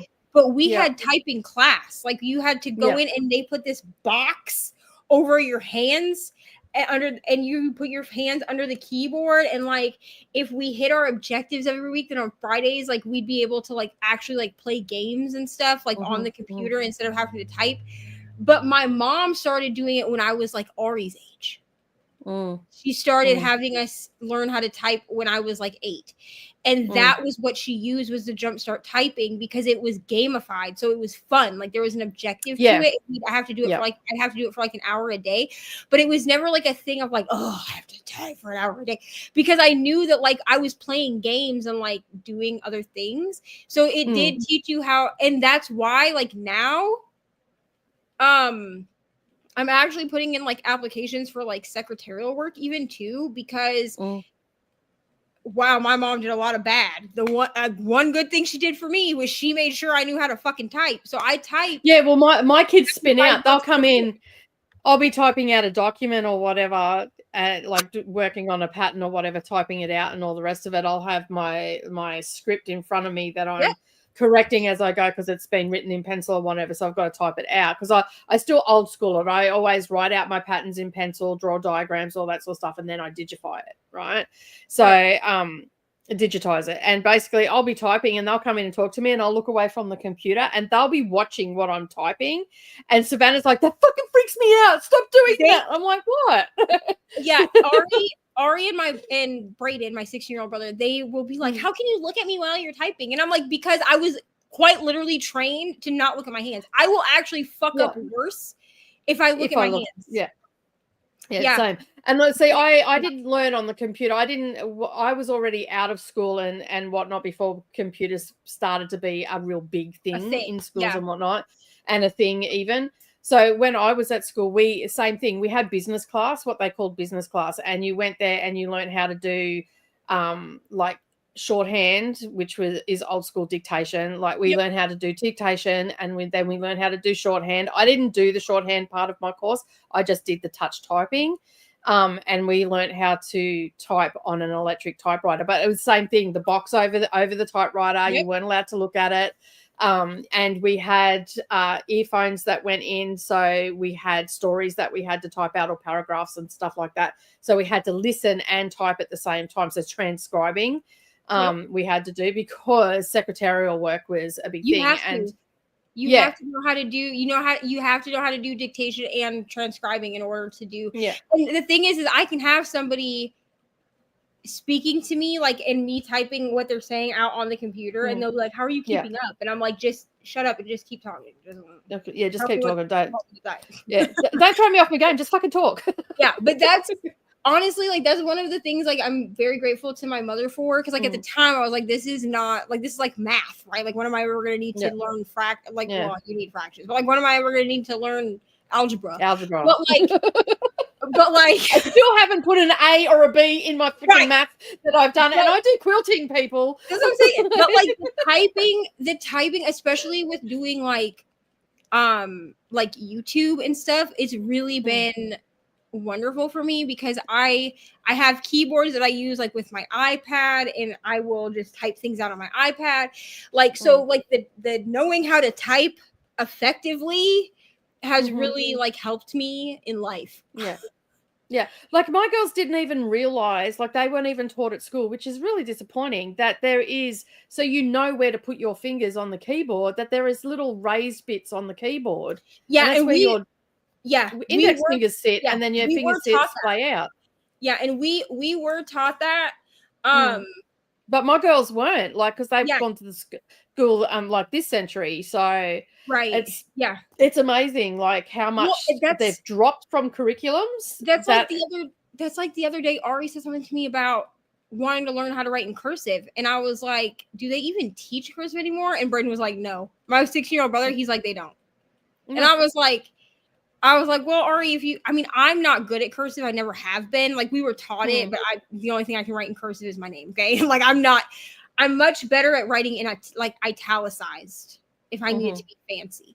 But I told Ari, I was like, I'll go buy you some like handwriting books so you can learn how to write. There's even like the rub off books. As well, like where they use a whiteboard marker and the books, so they can practice and practice and practice until they get it. Because I do think my kids can cursive because I taught them, but they don't really teach it at school anymore either. I do think it's important for her to like know how. Like, well, like if you want to be like, if we get a situation where there's no power, there's no computers, there's no internet, like, you need to know how to write. How are you going to communicate? That's so like, learn how to write. Ari will be like, how do you have such nice handwriting? And I was like, well, I've been writing for the last 25 years. So like, that's why. And I was like, and unfortunately for you, you will never know having to write out a 6-page rough draft for English class by hand before you can type it. Yes. Oh, and you also you have to write out the rough draft, then you have to rewrite the rough draft after it's been revised. Then you have to rewrite the revised draft, and then you have to write your final draft, and then you get to type it into the computer to print. And you have to submit all those things to your teacher as well. Like, and you would get a fail if you did not submit any of your drafts. Yep. And here's the thing, Yeah. to this day, I do just have notebooks that just float around. I do write a lot of things out in notebook form first, like on paper, just because then I know that And it's. I have the thing is too, I don't know if this is true or not, or whether it's just for me. But I feel like if you write things down, you remember it better.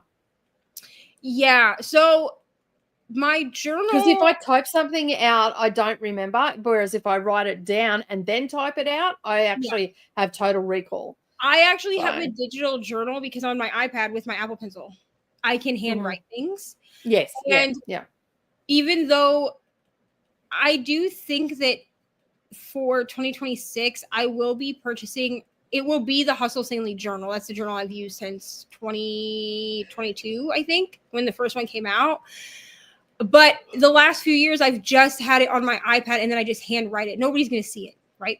Yeah. But I do think that I will buy physical versions of them because you need 4 for the whole year because they're 3-month journals.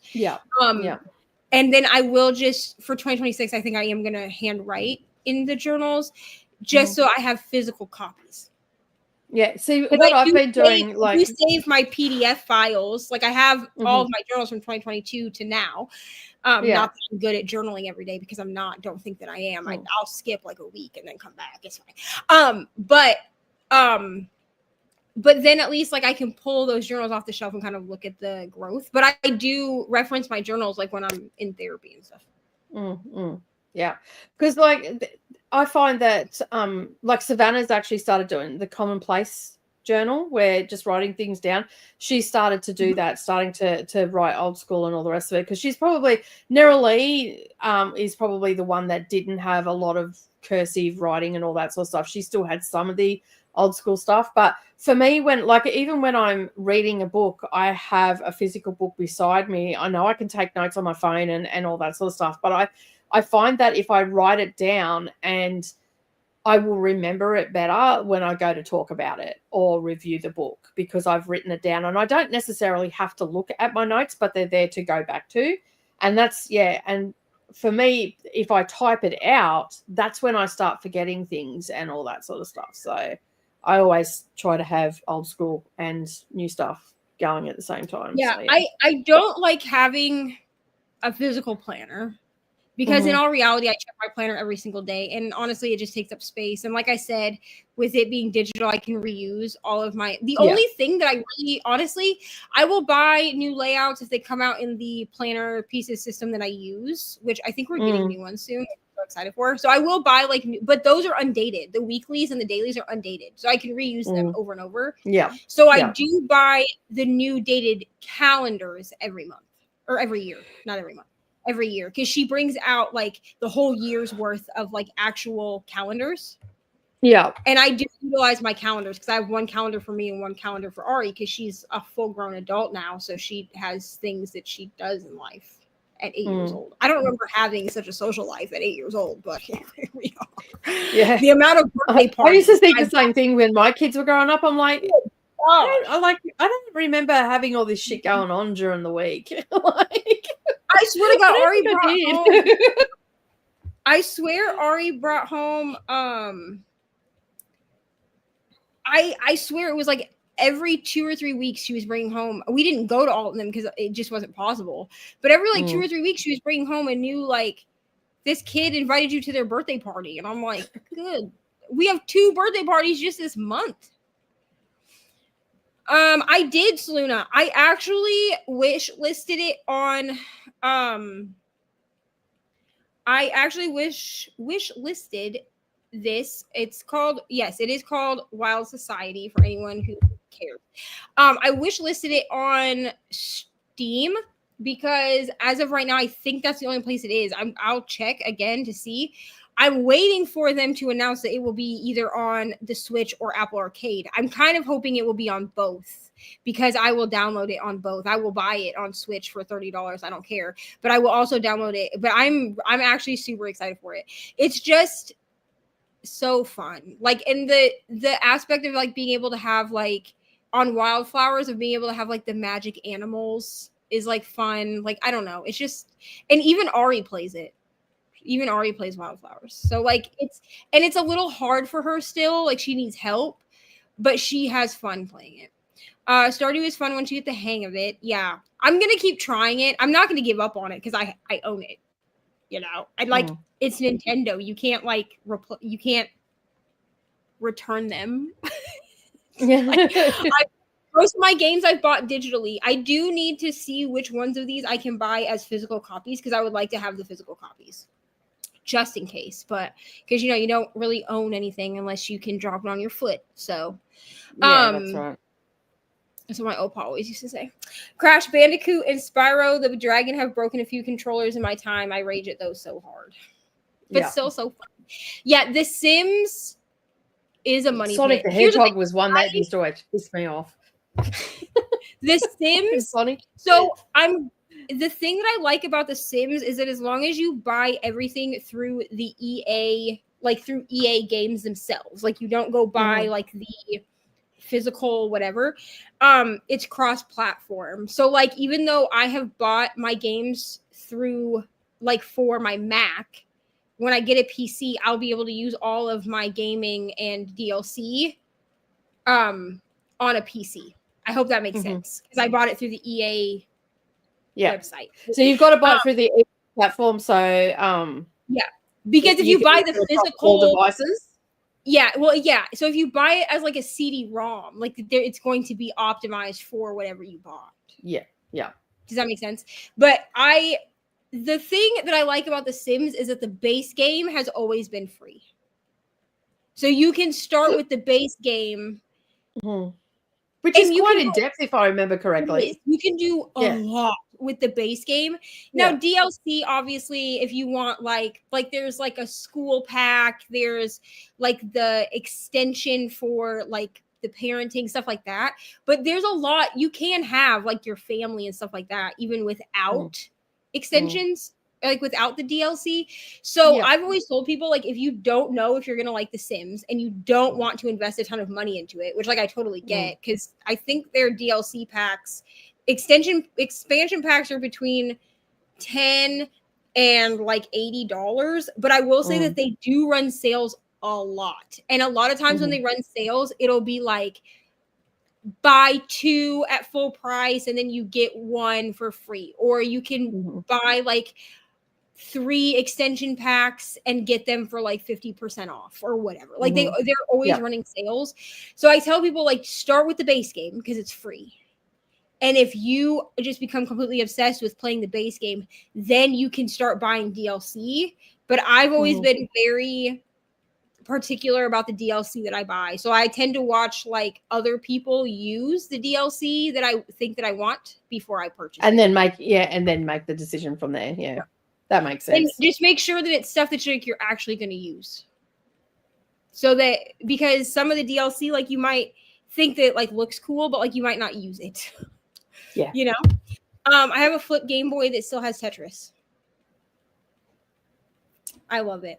Honestly, there's so many of the cozy gaming YouTube channels that have also started bringing in like old school, like older, like nostalgic, like gaming devices, and it's fun to watch. I mean, I'm not gonna the ones that I've got are from the 80s, and if I remember correctly, it used to take two little silver like batteries in it, and the covers are on them. I think one of them is missing the covers, so because the battery covers always got lost. Like anytime they always got lost. There were so many of those games out there, those double screen games that had tape that was holding in the batteries and shit because people lost the covers off the batteries. And that's right. So, like, I've got one that still has the battery cover on it. I'm like, it's probably worth a small fortune, but I've just said to the girls, don't ever sell them, just leave them there, right? Because these things are disappearing. Like you can't find them as much anymore. You know, they've got damaged, they've got lost, they don't work. These actually still work. Put batteries in it. Like I haven't got batteries in them while they're being stored, but you put batteries in them and they fire up. And like, Donkey Kong and those fucking barrels that you had to jump, and you'd be like screaming at them, just jump, so you could get up to the top. And they were fun games.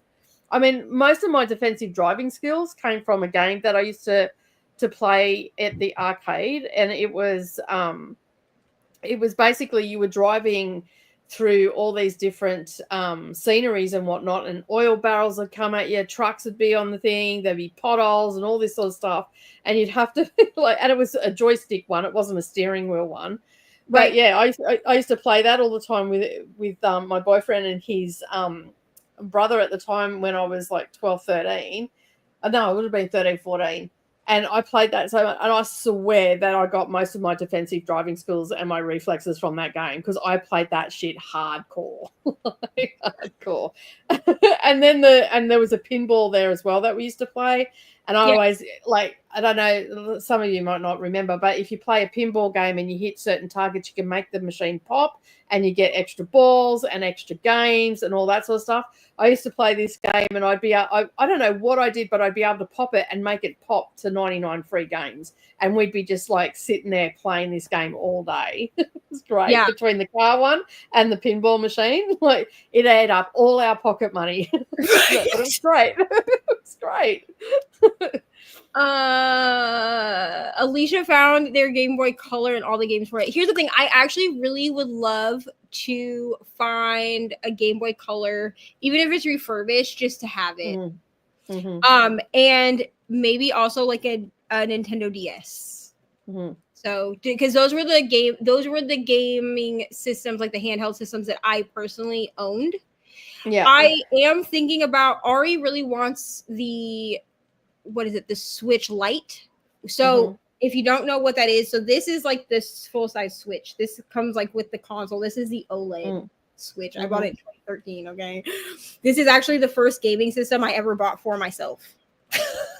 Like every other gaming system I've ever had. But I mean, that's over 12 years old now and it's still working. Like, that's cool. Yeah. So yeah, I love this thing. Absolutely love it. So this has like the dock, so you can play it on the TV. So they came out with a Switch Lite, which I had a Switch Lite in 2020 that is basically just this part, but it's also smaller. This is Nintendo, yeah? Yeah, it's still Nintendo. Yeah. But it's basically I just didn't know who. Yeah, because doesn't PlayStation also have a system similar? PlayStation has the PSP. PlayStation. Yeah, that's it. Yeah.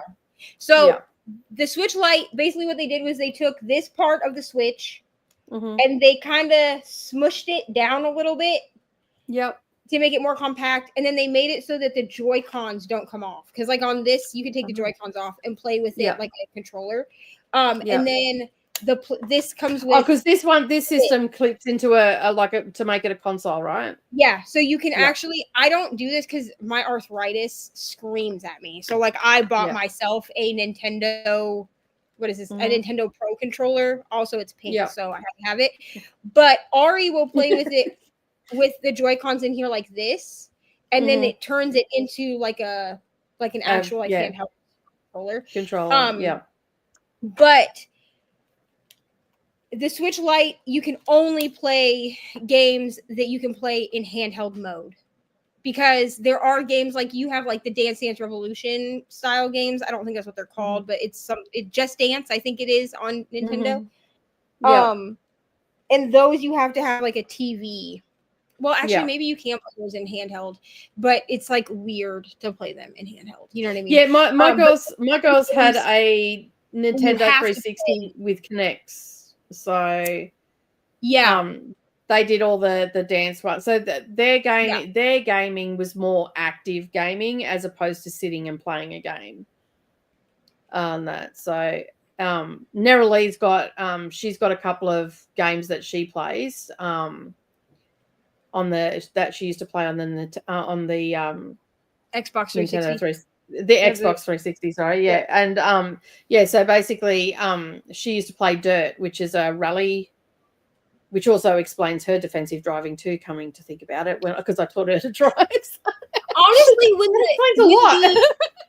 when the Kinect for the Xbox came out and when the Wii came out.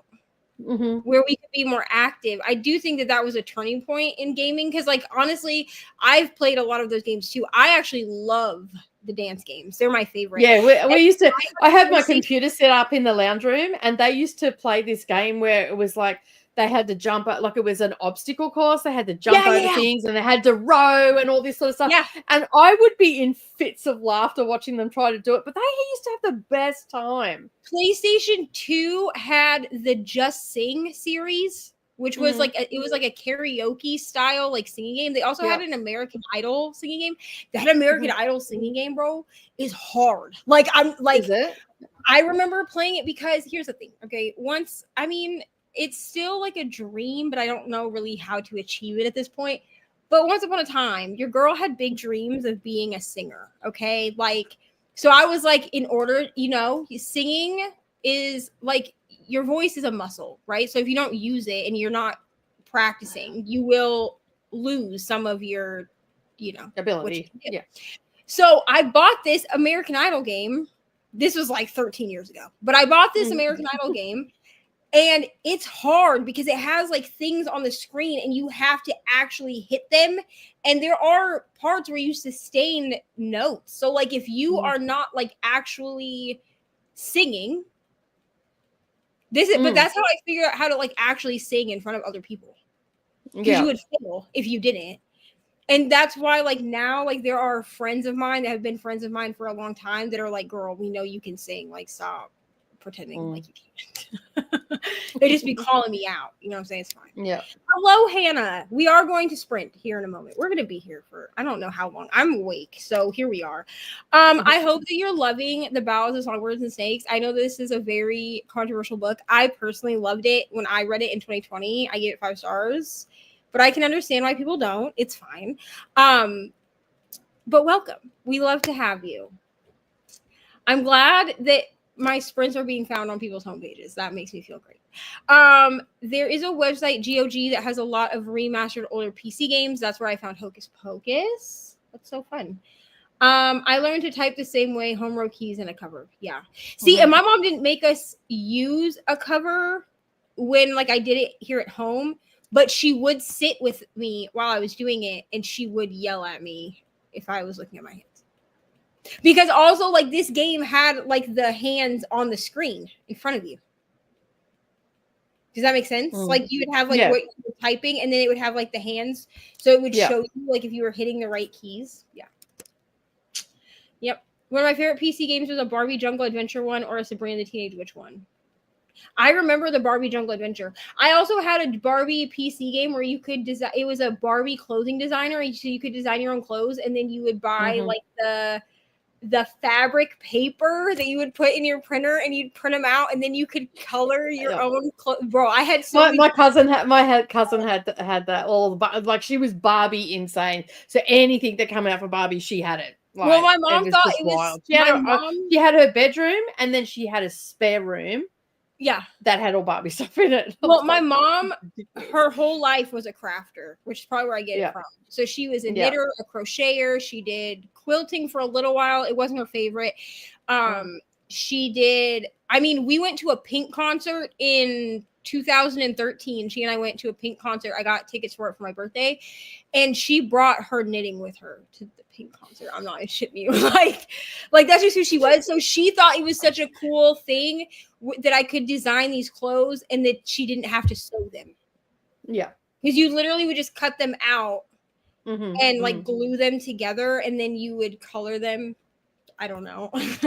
I remember getting my son, I can't remember what birthday it was for him, but I got him a Pokemon Nintendo console. Yeah. The limited edition ones. He's probably still got it. And then like I bought him a 360 and all that sort of stuff. And but he was right into gaming. It was the only thing that would calm him down on that, but also at the same time make him irate, angry when he couldn't do something. Yeah, I also try, especially if things that I know I'm gonna want, right? So like my books, obviously, like I buy books that I've read digitally that I want to have on my shelf forever, like that kind of thing. But my opa always said, because he was alive long enough to see the digital age starting, and he'd always say to me, he'd say they can say whatever they want on the internet to you about a digital copy. Like that you own a digital copy, but if you cannot drop it on your foot, you do not own it. So I've always bought physical things if I want to keep them forever. If it's just something like a movie or something that I'm like, okay, if I like years ago I bought like Ted on Amazon, you know, like on Amazon Prime I bought it. I don't care necessarily to have that movie. I mean, I do like that movie, but like if Amazon went down tomorrow and I lost my copy of Ted, I don't even think I watched Well, that's the same as like I've just handed over all of my LPs to Savannah because she got a record player. And so I handed over all my LPs from when I left home that I bought and when I got my first job and stuff like that. So like the entire Eagles collection, Fleetwood Mac stuff, all of that sort of stuff got handed over to her. There's even some of my grandmother's Elvis records in there and whatnot. So she's got all them. But I can honestly say there was nothing better than like I like the fact that I've got music at the tip of my fingers. I can listen to whatever I want with my premium on YouTube. Nothing beats a record though. Yeah, I know, but I don't know. Like you put on a Fleetwood Mac or an old school record of any like rock band or like Bon Jovi, whatever you're into, right? AC/DC, the whole lot. And it's just like I've got Doors and all that sort of stuff. Like that music just sings to your soul, and there's nothing better than going into a record store with a fistful of fucking cash at the end of the week after you paid all your bills and you're going through all the records, you know, to find the one that you're looking for. Even now, like there are so many like Taylor Swift. I actually looked through because my Walmart carries a bunch of records. And I was like, oh, these are probably going to be like things I've never heard of. They have like Disney soundtracks. They have a bunch of stuff. They are coming back. There is a resurgence of it. So, and my sister was like, hey, I have an extra. I think it's the Tortured Poets Department by Taylor Swift. And I was like, bro, I'll take any record you want to give me. I'm going to buy in the next like 6 months to a year. I'm going to buy myself a record player. I had one, but I gave it back to the person that gave it to me because they carved a thing in it, which like is nice and everything, but like I didn't want it after we were like, so I'm gonna. I always have a sacrificial burning after a breakup. But now you can buy. So like my sister has a record player that has like it's a record player on the top, and then there's a CD player and a tape player, like all of them. Together. You remember how the cassette players, like you'd push the button and it'd come out like this? My grandparents, because my grandfather was a merchant seaman, so he used to go over to Asia all the time and get stuff there and bring it back and all that sort of stuff. And he came back with a JVC stereo system that had your LP, it would slide in like a cassette deck. That it used to open up and you'd slide the record in and it'd go in really slowly and then you close it, play it. So you could, and it was bump resistant. So if you bump a record player, the needle would jump, but this was bump resistant. Yeah. So this was jump resistant. So if you bumped it by accident, the record wouldn't jump. So therefore it wouldn't get scratched by the needle. So yeah, that was really cool. I was spewing. My uncle got that. I'm like, damn it. Well, so I'm gonna buy a record player just because I just like the nostalgia. Like my opa had records my whole life growing up, so even though like, and I mean I do chalk this up to my mom being like a young mom, right? Like I grew up with grandparents, great grandparents, uncles, great uncles. Yeah, same as me. Yeah, one of my great grandmas, like you know what I'm saying. So like I grew up with like a lot of the things that are older than what my generation would usually have. So like I grew up my whole life listening to records and there's just nothing, I don't know. Like, I don't know what it is like, about the way that it sounds, but it's I don't know. It resonates in your soul, right? It just resonates within your soul. Like there's no other way to describe it. And there's nothing more satisfying than putting that needle down onto the record and hearing that scratchy sound before the music starts. And it's just so good. Like, it's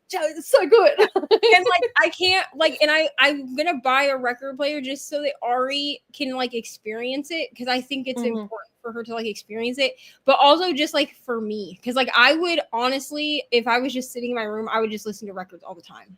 I mean, I do love if I'm out and about having like music on my phone, but like, it's just different. Yeah.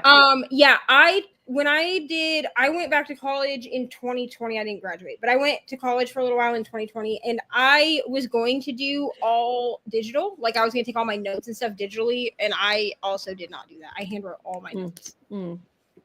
I did see this. I cannot wait for fairies for Sims 4. I will be buying that. I'm so sorry. I'm pretty sure it's like $65 or something, but I will be buying it. This pack is the worst I ever bought. This must be for Sims. I don't know which pack this is. I have like the university pack. I have the jobs pack because I wanted like better jobs. I think I bought the parenting pack.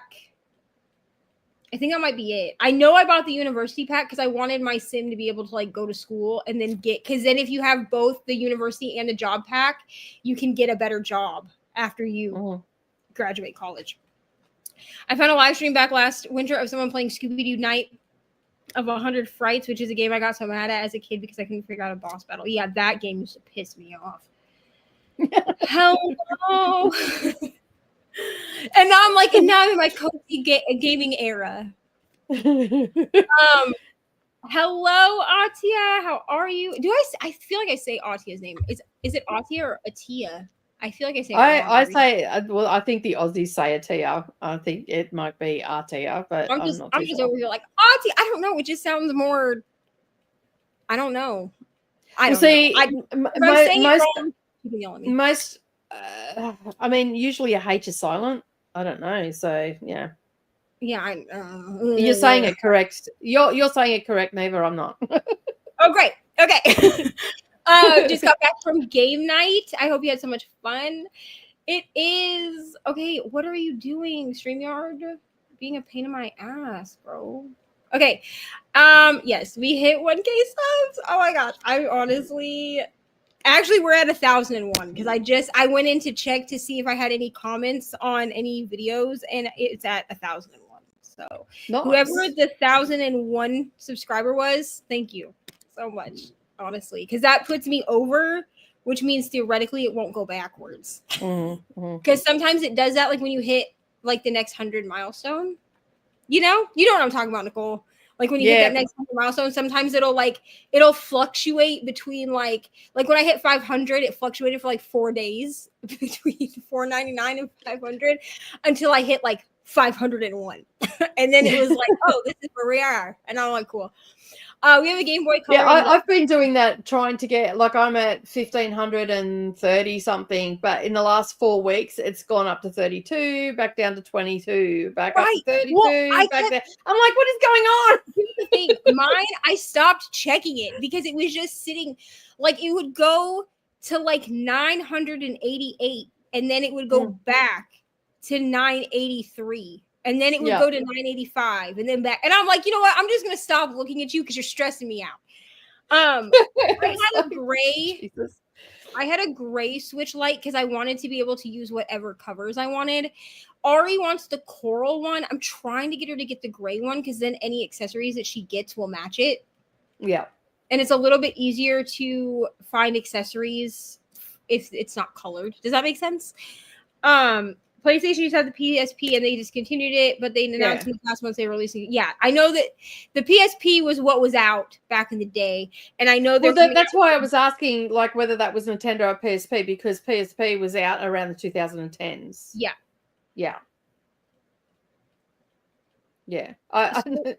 Luna says I went driving, but I feel like this is sarcastic.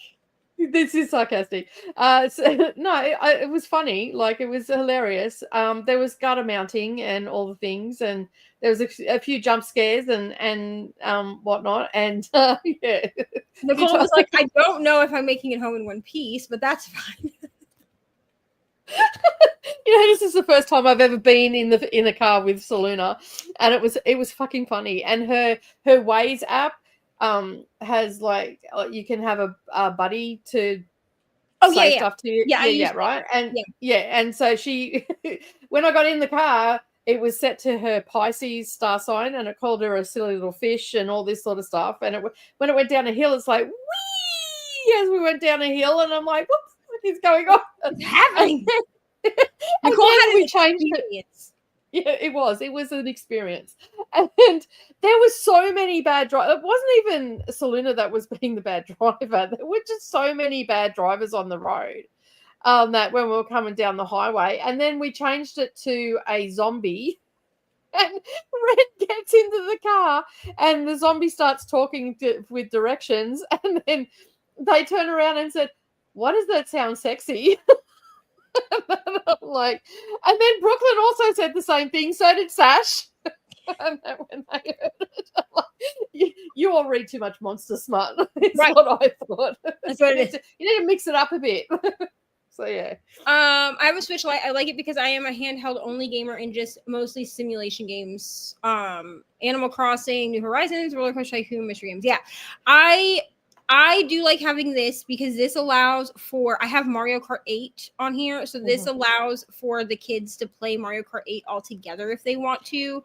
But I will say that my Switch gets used absolutely the most by me as a handheld device. Like I have played Wildflowers on my TV and it's fine. Like it gives me a bigger screen, but I just kind of prefer the handheld thing. You can get like bumper things that go on the back of this that make it more like raised up like a controller would be instead of smooth. But I don't think I'm going to put them on this one because I think I am going to upgrade to a Switch 2. Yeah. And give the kids this one. So you can still put it in the dock with those on it, but the kids don't use this as a handheld. The only time Ari ever uses it as a handheld is if she is like laying down with it. So she doesn't use it enough as a handheld to what is this doing? Okay, so everyone's talking about typing. I think Ari started doing typing in kindergarten, but to me it made sense because she's a Gen Alpha, and so like by the time that they're in high school, people might not know how to even write anymore, to be honest. When I get home, I'm going to pull out my Charm DVD collection to watch in honor of Julian McMahon passing today. Yeah. Did he pass today? Yeah. Oh, wow. I only know about this because Katie said something about it on her sprints. Oh, well, I didn't know about it at all because I haven't really been on the internet today. So it's so sad. I have a really old one that my mom's record player, Naomi's going to put it out for rubbish pickup because she thought it didn't work. I nearly died because it's a piece of history. I would have died too. I have it on my MacBook, but my MacBook is ancient, so it can't really support it. I also have like the free Sims. What is it called? Like Sims Free Play. I have that through Apple. I am going to, I think, get a PC. I'm not going to be like a crazy PC person. Okay. I'm only going to spend a couple $100 on PC. Because honestly, the games that I play, they don't need like a huge custom PC, right? So eventually I will go back to playing it on PC, but for the longest time I played it on the Xbox 360. So I started playing Sims on the PC and the Xbox 360. And if my computer can support Sims as long as I have nothing else running. So sometimes I do pull it up on my MacBook. But once I get things in the next like 12 months, I want to just like upgrade all my stuff. So when I get things upgraded, then I'll be able to like really play a lot again. The dust pack literally just added dust and vacuum cleaners and dust bunnies. It's so annoying though. I just turn it off. Okay, so it just made it so that like you have something, like your sim actually has something to clean in their house. I think that's so weird, to be honest. That's so weird. Yay. Atia, what are you doing? Not you, Atia, this stupid StreamYard. Thank you so much.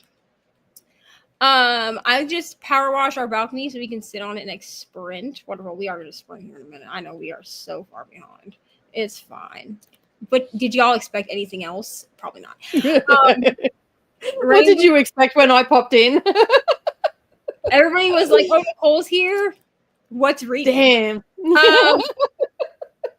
There goes my reading plans for tonight. Hello, popping in to say hi. I'm currently reading Washington Black as it's been adapted into a TV series, and Sterling K. Brown as well as Tom Ellis are attached. Wonderful.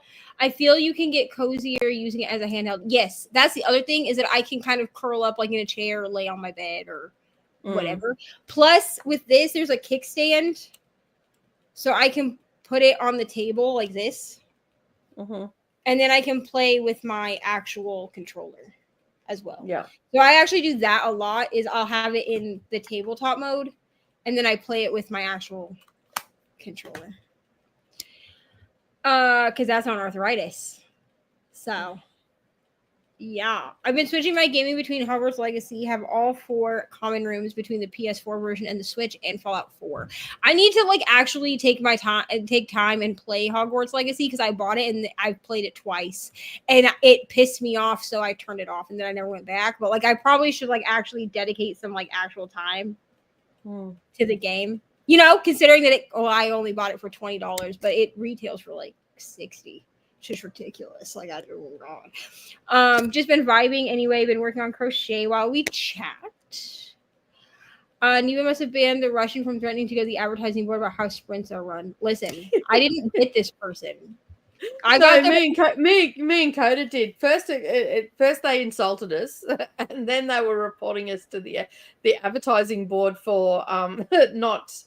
I don't know what. Anyway, they got banned. I didn't realize that YouTube had an advertising board. Well, that's what we were trying to work out too. What is this advertising board you speak of? Because here's the thing to me. Okay, I did get the person that was like, "Are we ever gonna sprint during 24-hour sprints?" Where I literally say, "This is the most chaotic thing on my channel. We don't read a lot. We just talk a lot because some of us don't see each other at all unless we're on 24 hours." And then, like, that person irritated me and they almost got banned, but they didn't. They got they've been banned and blocked from my channel, and they tried to because they got in and abused us and all the rest of it. That particular person, and. You know, my mum, they sent me an email after they sent it to everybody else, and it was on my channel. And I thought you probably should have sent it to me first, and not people that were just in the comments. But anyway, that was just a personal thought. And I do remember you saying that. Yeah. Yeah, and I haven't responded. I'm just like, I don't want you on the channel. So I also tell people that like if the way that sprints are done on my channel does not vibe with you, that's perfectly fine. Like there's plenty of other people you can go and watch. The way that sprints go on my channel does not vibe with you, that's okay. Like you don't have to be here. I mean, I'm sad to see you go, but love to watch you leave. You know what I'm saying? It's that kind of thing. Right? So I'll check your butt out as you walk out the door. It's fine. I forgot about the Russian advertising thing. That was wild. Soluna has been using tabletop in hospital. Okay, you know how long it's been since I diamond painted because my freaking glue dot dried out. Well, I mean, I can flip it, but like the part that was like sticking out of the multiplacer dried out because it's been that long since I diamond painted. It's fine. I can't say I have not bought any glue dots since the first big order that I did. I still have like 6 packs. I know. When you were buying it, I'm like, dude, you'll never have to buy any again. Nicole and I were doing sprints every week together when I bought the scented glue dots. They're called those snap dots. And I bought them on Etsy. And I was like, I don't know. I remember saying, I don't know how many packs I need to buy. And Nicole was like, oh, probably like 2. And I was like, 2? I bought 12, friends. I bought 12. I bought every. You would never have to buy glue dots again. I bought 2 packs of every scent that she had in the shop at the time. And Nicole was like, I didn't say anything until my order came. And then I was like, Nicole, I think I made a mistake. And she was like, what do you mean? And I held up. I fanned them out. I'm not even kidding y'all. Like I fanned them out like money. And she said, what the fuck are those? And And I said, oh, they're all the glue dots, the scented glue dots. And she said, how many packs did you order?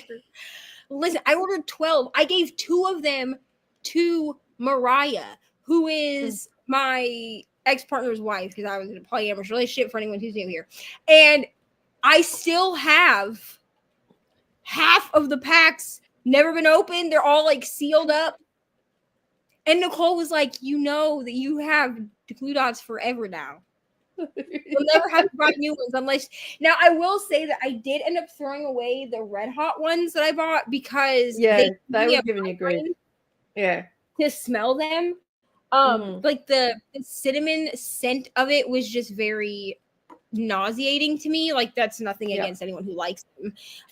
So I did throw those away. Some people can't smell that stuff. There's like just cinnamon in general. But I bought like all these ones that were like chocolate truffle. I bought like mocha latte. I bought hot chocolate. Nicole was like, you're never gonna need to buy more fucking glue dots ever again. And even with throwing the 4 packs of red hot ones away, I still have so many.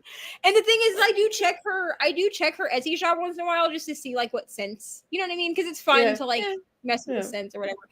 But like I have all of I found this the other day, my Randa's putty. Yep. In the Hermione's cauldron scent. They don't even make this scent anymore. And I've barely used it. Like I've barely used it. Yeah, I've got one that I got 2 years ago and I've barely used any of it. It does smell good though. It smells I feel like it smells the way that like her the love potion that they make in like the 6th book. I think that's what it's supposed to smell like. And it's a very like florally scent. But like I have my 2 pretty placers that I bought back in the day. Like, I have, I still have like 3 or 4 packs of the chunky dots too. This one's like almost gone, but whatever. But then I have like a bunch of these. This was like a s'mores one. But yeah, because the other day I had to pull them out because I had a friend that was asking like where to buy like wax alternatives. But I was like, but don't do what I did. Order like 1 pack at a time. Now I will say that I would tell people to buy like 1 pack of the chunky dots and 1 pack of the regular ones if you're going to use the glue dots in your multi-placer. Yeah. But I use in the summertime. Yeah, in the summertime, I actually tend to use putty in my multi-placer. But then in the winter, it gets too cold here, and then my putty gets too hard.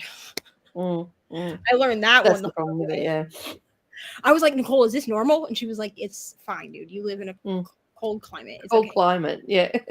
She's like, just use the putty in the summertime. The putty works really well in the summer, though. Yeah.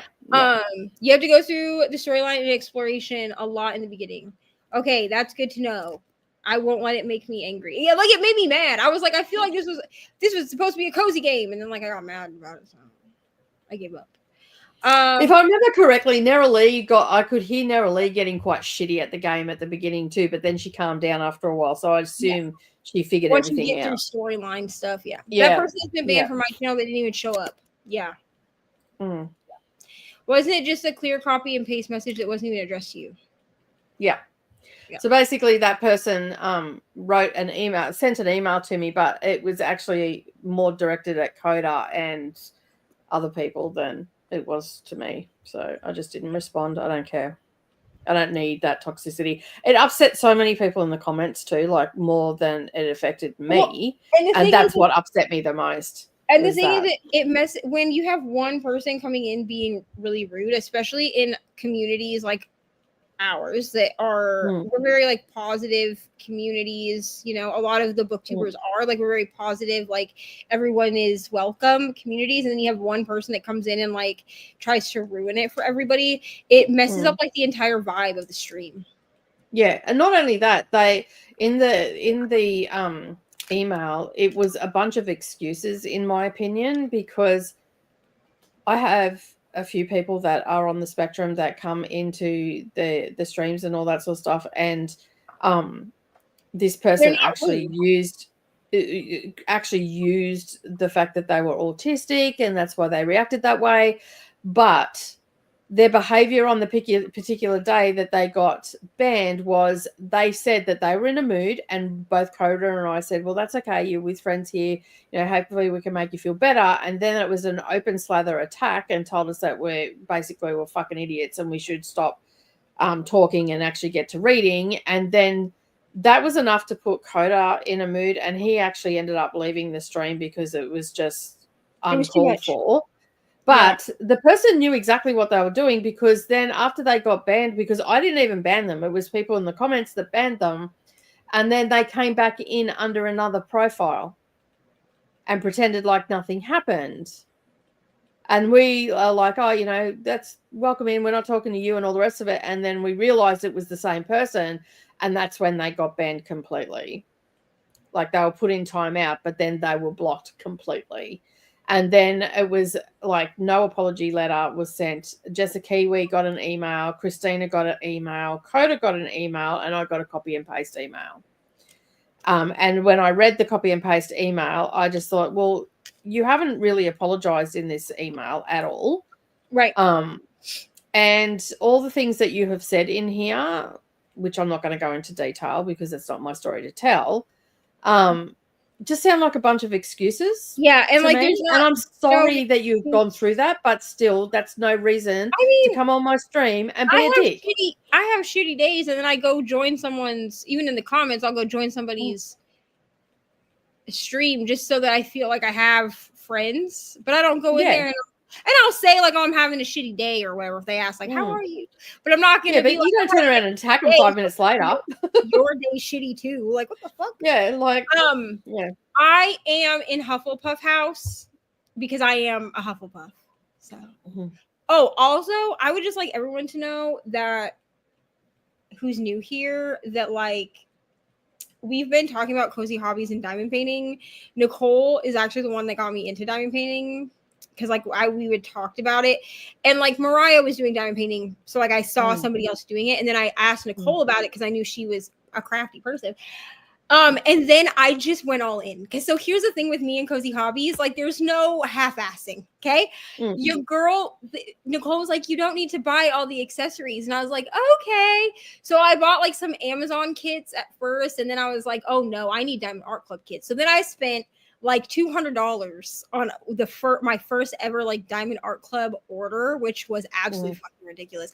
And then I bought like a bunch of custom pins. Like honestly, I have so many undone, like not even opened diamond paintings in my room. It's crazy. Will they get done eventually? Of course they will. But I'm just saying. And I'm already like, I'm still part of like the highest tier on Diamond Art Club. I do actually, by the end of the year, I do need to spend I think $200 more, and then I'll stay up there because I do like getting like the sneak peeks and stuff. I just usually throw everything on a wish list and then I'll come back to it later, and if it's there then I do the same thing. If it's there when I have time and money to buy it, it's meant for me to have it. If it's not, I'm not really one that gets like really upset about not having diamond paintings. Like if it's there when I'm ready to buy it, it's there. If not, it wasn't for me.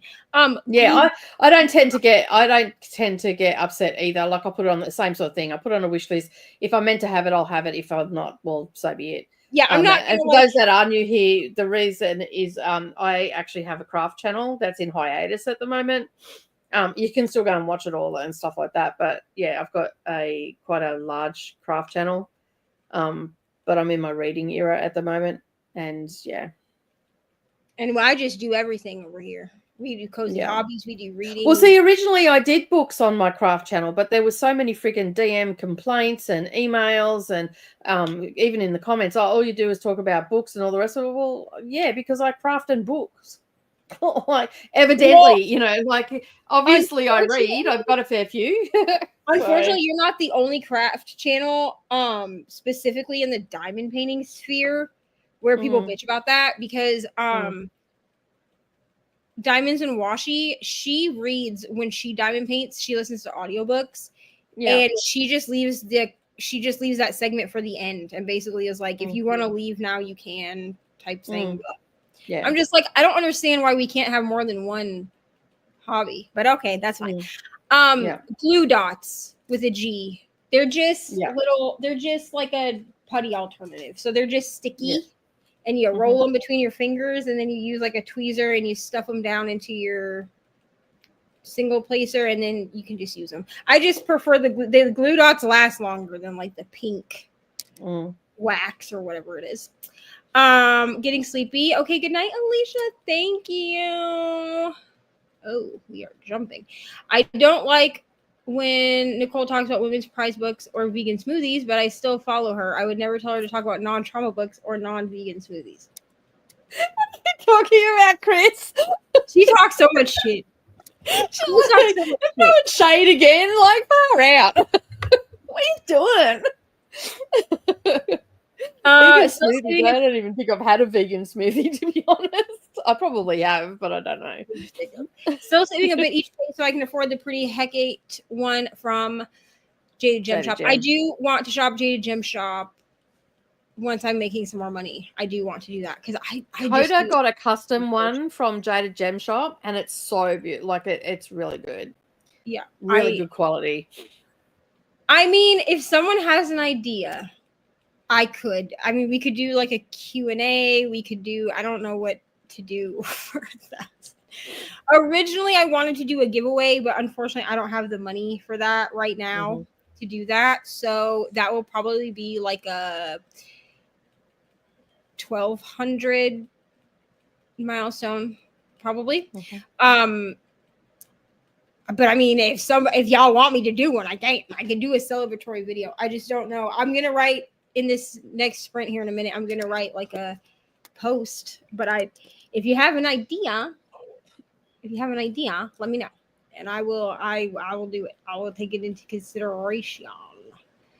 I hate to use wax. Yeah, I mean, when I first started diamond painting, you get everything with the diamond painting. Yeah. So like I was using like the pink wax. I just felt like I went through it so quickly. So I started looking at alternatives. I find that if I'm using the pink wax in the single placer, I go through it quickly, but in the multi-placer, not so much. Yeah, I don't know why. But in the single placer, I felt like I was switching wax every every 2 sections, maybe. And I think too, because I started off with squares, and we know how Neva feels about square drills. We're best friends. In the stab you in the eye kind of way. So the one I'm doing now is squares, and it's huge. And I find that the putty in the multi-placer doesn't release the squares as easy as it releases the rounds. Oh, it doesn't. Here's the thing, though. I mean, I don't really know that struggle just because I don't multi-place my squares. Because that pisses me off even more than single placing the stupid things. Here's the thing, okay? I have a low-key painting that I'm making for Brianna that I've been working on since 2023.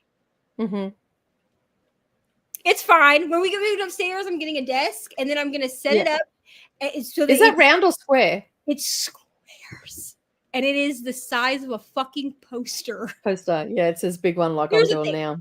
Here's my thing. Is once I get a desk upstairs, I will set up the Loki painting. And I will set up a round painting. No, actually, I won't set up a round painting. I'll have a round painting that I can do. But I will have the Loki painting out, and I have to do the Loki painting for 1 hour a day. Turn on an audiobook, watch some Diamonds and Washi, which I need to catch up on her anyway. Watch a whip and chat, something while I diamond paint that way. Because then maybe I'll get like a section done a month or something. But I fucking hate squares. Sorry. I know I shouldn't laugh, but see, when I started diamond painting back in 2018 when it first came onto the scene. There were no rounds. You could only get squares. So when I started doing it, I started on squares. Right. Yeah. Here's the thing. Now there's choices. So Here's the yeah. thing. And when I started diamond painting, I started diamond painting in 2022? 2023? 2022?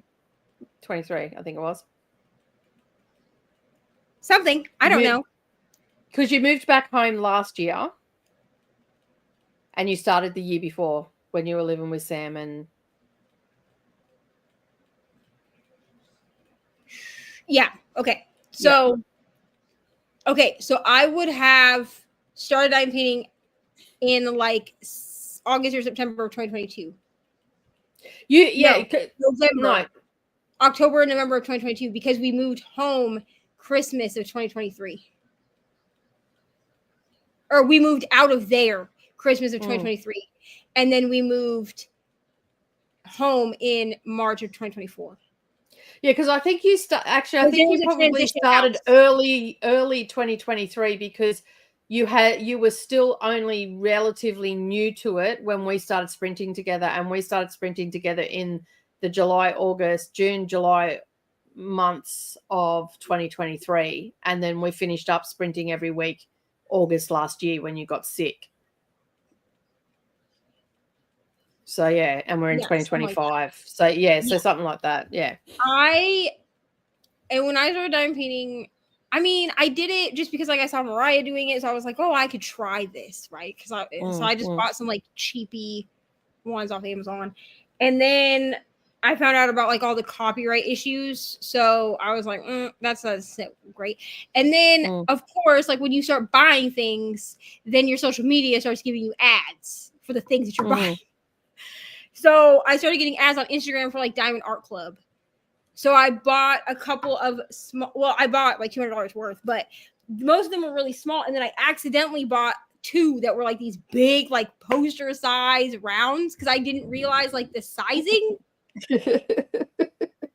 So many people get undone like that. And then I was like, Nicole, what am I supposed to do? And she was like, just roll it and then just do like a little bit at a time. And like this was back, like I still have the lap desk. Ari uses it now, but I would like sit in my living room or in my bedroom, and I had my lap desk with my and that's when you started getting release papers and all sorts of stuff. Yeah, and then I bought all these like fancy ass. Yeah, I still have all my fancy release papers. I mean, a couple of them have gotten ruined. You know what I mean? Yeah, because, I mean they do have a shelf life, but I still have like those are the Harry Potter ones in the smaller size. But I have like my two different sizes of my Reading Dragons ones. Yep. And Crafts with Crashly, as far as I know, is still like a shop. I actually should go on there and buy some more because I actually do like these. And then these were actually the first ones I ever bought, and these were the Drills and Chills 2023 release papers. I didn't do Drills and Chills last year. I just didn't have the money to do it. But those were my first release papers that I ever bought that were like fancy. And then my first tray I ever bought was this one, which was the Drills and Chills magnetic tray. And then I also have this one that's like the same company, but it's in rose gold. But yeah, because the first like big thing that I did, so I guess I would have started Diamond Painting 2023 because that was the first big like event I did was Drills and Chills. I think it was like maybe around the February, March of 2023 when you started. Yep. And then I did and the thing was like you could tell like it was a hyperfixation because I did like 20 diamond paintings in that first year. Like I was doing like a diamond painting like a week or something. Like it was ridiculous. Like how I've done a lot of little ones and all that sort of stuff, but most of the ones that I do are huge. Like they're massive ones that I do, poster size ones, because otherwise I'd be costing myself a bomb. Could do a 48-hour sprint instead of 24. I could do that. That would actually probably allow for more people to do. Let me think on this because I have time to do this even in July. Like for the July 24-hour, instead of it being 24-hour, do a 48. Yeah. Let me think on this. This is actually a good idea. Selena has a crown. Oh, the comment crowns. We love to see it. What is these comment crowns? I'm about to go look. So it gives you a leaderboard. Like it's basically gamified the comments. I didn't know it. This is how you know that I don't tune into sprints very often, because I just don't I just don't unless I'm like involved with it for some reason. I just don't. Not because I don't love you, because I do. Oh, that's fun. So if you click on the little at the top, there should be a little XP icon at the top of the chat. If you click on that, it'll give you the leaderboard. It'll tell you how much experience points that everybody's got and whatnot. And if people do like a super chat or a super sticker, if you've turned on your modification for fan funding at 500 subscribers, then basically that skyrockets you to the top. I did it the other day because we were testing it on Vanessa's channel. I just did a $5 super chat, and basically pretty much for the entire time I was there, I had the number one position because it gave me so many experience points, which boosted it above everybody else. So it's a way of generating engagement, and also you can also get like super stickers and chats for it, which if you've got your monetization turned on for fan funding, I need to go turn that back on, because I think I turned it off when we were moving and stuff. I don't think I ever turned it back on. So I need to go turn. I mean, not that I expect anybody to do it, but I need to go turn it back on so that it's an option if you want to. Yeah, because at the 500 mark, you can have the join button. 500 subscribers, and then fan funding is what they call it. So there's super stickers, super chats, super thanks. Yeah. Super thanks are under normal videos. Super chat and super stickers are only on live streams. And then you also have the join feature as well, 500. And then once you get to the 1,000, and you and I both had plenty of watch hours because we both stream so much. And so basically once you get to the 1,000 subscribers, then you can turn on for ad revenue. Yeah, which I am going to be setting that up now that I'm at 1,000 subscribers. That's so crazy. Chris said when they started diamond painting, you had to use cubic zirconia. I love them. I bought them because Crafts with Crashly is who did the papers for Girls and Chills, and then I kind of just got sucked into her website because there are a lot that are really cute. You just have to kind of know what sizes you're buying, because she has this size, she has the really big size, right? So she has this size, she has this size, and then I'm pretty sure she has a 4x6 by the looks of it, is it? And then I'm pretty sure she has one more size that's actually bigger than this. But they all come in these super cute little envelopes that have the name, the sticker of the name on it. So I actually want to get some kind of filing system for all of my, because they come in these little envelopes. I'd get those little photo boxes. Yeah. So I want to get something like that so that I can just put them in there, and because I would like to buy more, because I do kind of like matching them to these were the first ones that I bought other than the Drills and Chills ones. And so I've been using them on all my little Harry Potter diamond paintings. Crowns just started in July. All the reminders, friends. And we are going to sprint now. I said that 2 hours ago. I too have. So we're going to hours. We're going to sprint now, and we're going to do an hour sprint. I'm sure that ML and Jean are no longer here, even though I told them at the beginning we'd do an hour sprint. But we're going to do an hour sprint, and then we can decide if we want to do an hour and a half or whatever we want to do. But we'll do an hour. Does that sound good to you, Nicole? Yeah, it's fine. Yep, that's fine. I'll be able to get some stuff organized and all that sort of stuff. I'm doing a prep day today because I'm not here tomorrow, so I've got to get ML's still here too. Yay! Who's ML? Yeah, But I do want to show you something first before Oh yes, we love to see we things. go. Oh, A, Ollie's fri- here too. We love. a friend of mine went to Fiction and Friction in South Australia. It's a smutty bookstore. Okay.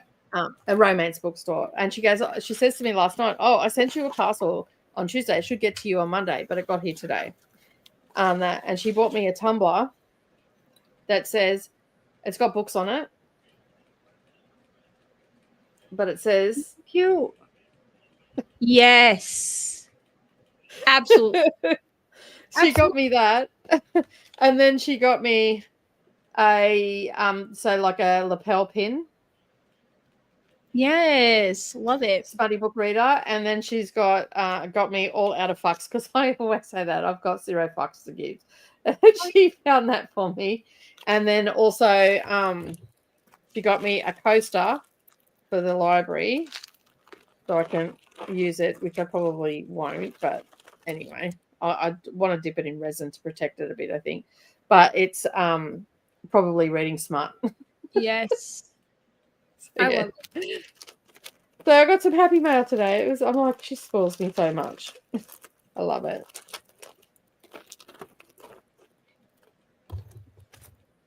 So this will be my new cup now for in the library with my gin or my wine. I don't drink wine, but like if someone else wants to drink out of it, they can have a wine, I guess. But it's very cute. Nicole's like, I don't drink it, but it's fine. Yeah. I mean, I do drink like a rose, I don't mind that, but it's rare. I'd rather drink gin or tequila or vodka. My 3 clear drinks. So yeah. I know it's cute, right? It's very cute. Yeah, it's so cute. I almost don't want to use them. All righty, friends. We will see everybody in an hour because both Nicole and I have to pee. So Yeah, really seems to be. oh, and Jackie's still here. Jackie, we love to see you. Jackie's one of our newest friends. We love Jackie. Awesome. All right, so we will see everybody in an hour.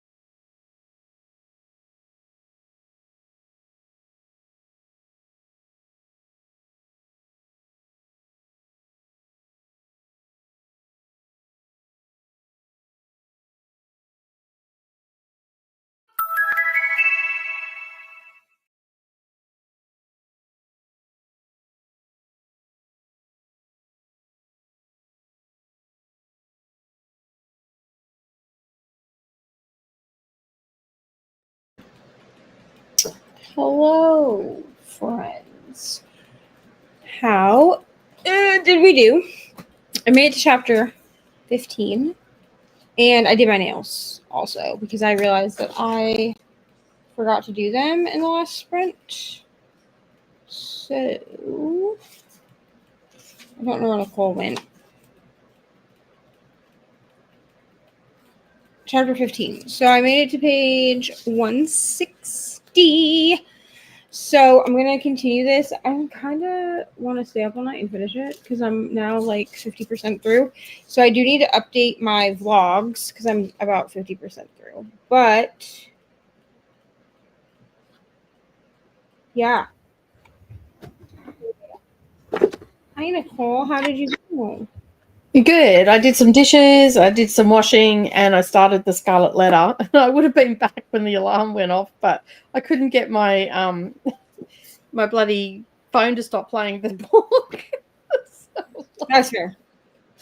So yeah, I don't know what I did, but I managed to get it to stop because it was not turning off. How'd you go? I made it to page 160, so I'm like 50% through. So I need to update vlogs Mm-hmm. in the next sprint. But I mean, I don't know. It's sitting at like a 4-star. Like it's Cool. cute. And I'll read what I think this second book is called like The Greenhouse or something. Yeah. I mean, obviously I'm 50% through, so I guess the ending could still be terrible, but True that. Yeah, I finished the book I was reading yesterday. I finished that last night, and I was going to start the Scarlet Letter this morning, but I was talking on the phone to my daughter and to Brendan and all the rest of it, so I didn't end up starting it. So I thought, yeah, I might just start it this afternoon. It's only like the audiobook at the speed that I listen to. It'll be finished in 5 hours, so that's fair. I've got 2 days to get it read. So yeah. Right. Yes. Okay, so Jean went to bed because she fell asleep.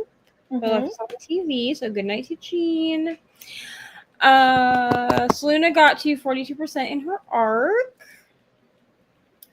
Atia got to 75% in Sisters in Arms and played Stardew Valley. Oh, I also did work on this diamond painting. So Cool. we're getting, well, not close, but closer to done. It should not take me another 6 months to do this damn diamond painting. Like, really, I have no excuse because this thing has been just set up on the table. Like, it's not like it's been put away where I can't get to it. Like, it's been set up. But sometimes life gets busy. So then I just, yeah. I mean, really, I have no excuse because I definitely, like, it's set up where I usually put my iPad, like, to do things. Yeah. So I was definitely, like, coloring on my iPad on top of the diamond painting. You know what I mean? It's yeah. fun. Jackie finished. You know, I started one in March, and I haven't done anything on it in 2 months. And the same thing, it's set out and it's there, but I haven't done anything on it. Yeah, like I like looked at it and I was like, oh, that's nice that it's still here, and then nothing. Jackie finished Kindred and now seeing what to do next. Wonderful. Went to update Storygraph and then remembered it was down for maintenance. Yeah.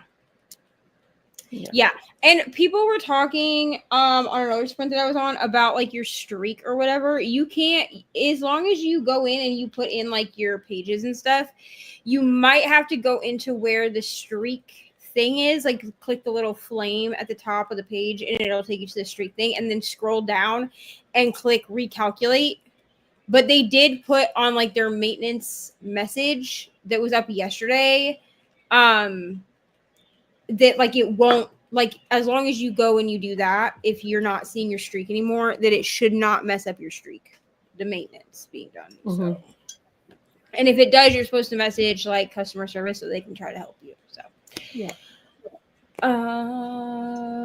Got to chapter 7 in King of Ashes. Wonderful. So much progress.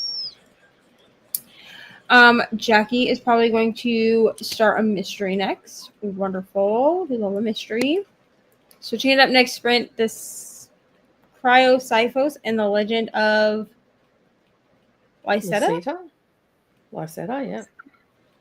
But is it an I? Because you know how sometimes Y plays as an I. Right. So it could be Lysetta. Well, whatever it is, it sounds great. Don't ask me to read hard words, because... There's no point in asking me either, because, you know, you want me to butcher a name. I'm your girl. Nicole and I will do our best, but it's not gonna sound the way it's supposed to. It's fine. We might make up a whole new pronunciation. That's it. Have you ever read The Scarlet Letter? I did like years ago, like in high school. Why? Yeah, I've watched the movie. Like I watched the Demi Moore movie. Yeah, I've seen the Demi Moore movie as well. Yeah. Yeah, the Demi Moore movie. So I thought, oh, maybe you should read the book. I mean, it was. I think I seen the Demi Moore movie when it first was released on TV, after it had been at the cinemas. So many years ago, and I can't really remember much about it either. So I mean, the Scarlet Letter, I don't really remember very much about it, to be honest.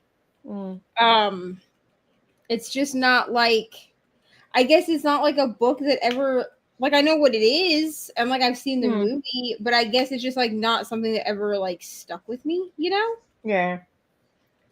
Yeah, so I'm sort of revisiting some of the stuff that I know that I didn't read it at school. That was after I had left. Right. But I did, as I said, I did watch the movie. And I really enjoyed the movie, but I'd like to sort of read the book. And I'm sort of revisiting some books that I've previously hated in the classics and stuff, like To Kill a Mockingbird. I just recently read that. I love that book. That's like one of my favorite classics of all time. I hated it. I absolutely hated it when I was younger. And I was of that mindset. Yeah, I was of that mindset up until reading it. Like, I really believe that reading it at school doesn't really do it for a lot of people. But reading it as an adult, there was so much more that I pulled from the book as well. Like, especially around, is it Atticus is the father's name? Yep. Mm-hmm. Yeah. Especially around him and his style of parenting and everything, which was so different for when this book was set. Yeah. And, you know, like the gentle... He gets reprimanded, like, by... I don't remember if it's his sister or, like, his sister-in-law. I think it was, yeah, it was sister or sister-in-law. I think it's his sister-in-law. The aunt, right? Yeah, his aunt. Yeah. He gets reprimanded by her for the way that he parents. And I was like, this is so... Yeah. I reread To Kill a Mockingbird every year. I don't love the whatever version of the audiobook that I had. I did not like it. Yeah, okay. Because it was like read... I don't know. The accent that she used sounded really fake to me, and I just... The one I listened to was Sissy Spacek. Yeah, I don't remember who. So Sissy, I like Sissy Spacek was in Carrie. She played them and in the Coal Miner's Daughter and all those movies. Like she's quite a popular actress from when I was younger. So yeah. I do like that book. I didn't like it when I had to read it in high school. I read it like my junior year, I think, so like 11th grade. And I remember just hating it and being like, why the fuck are we reading this shit?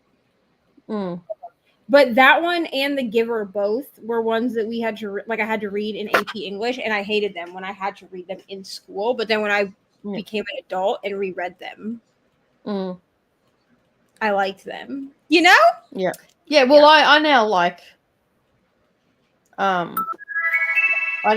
the To Kill a Mockingbird, so I was pretty happy that I got to read it. I actually read it just recently, so yeah. It's a book I got for Stuff Your Kindle Day. It's okay, but not really far into it at the moment. Christina's getting sleepy.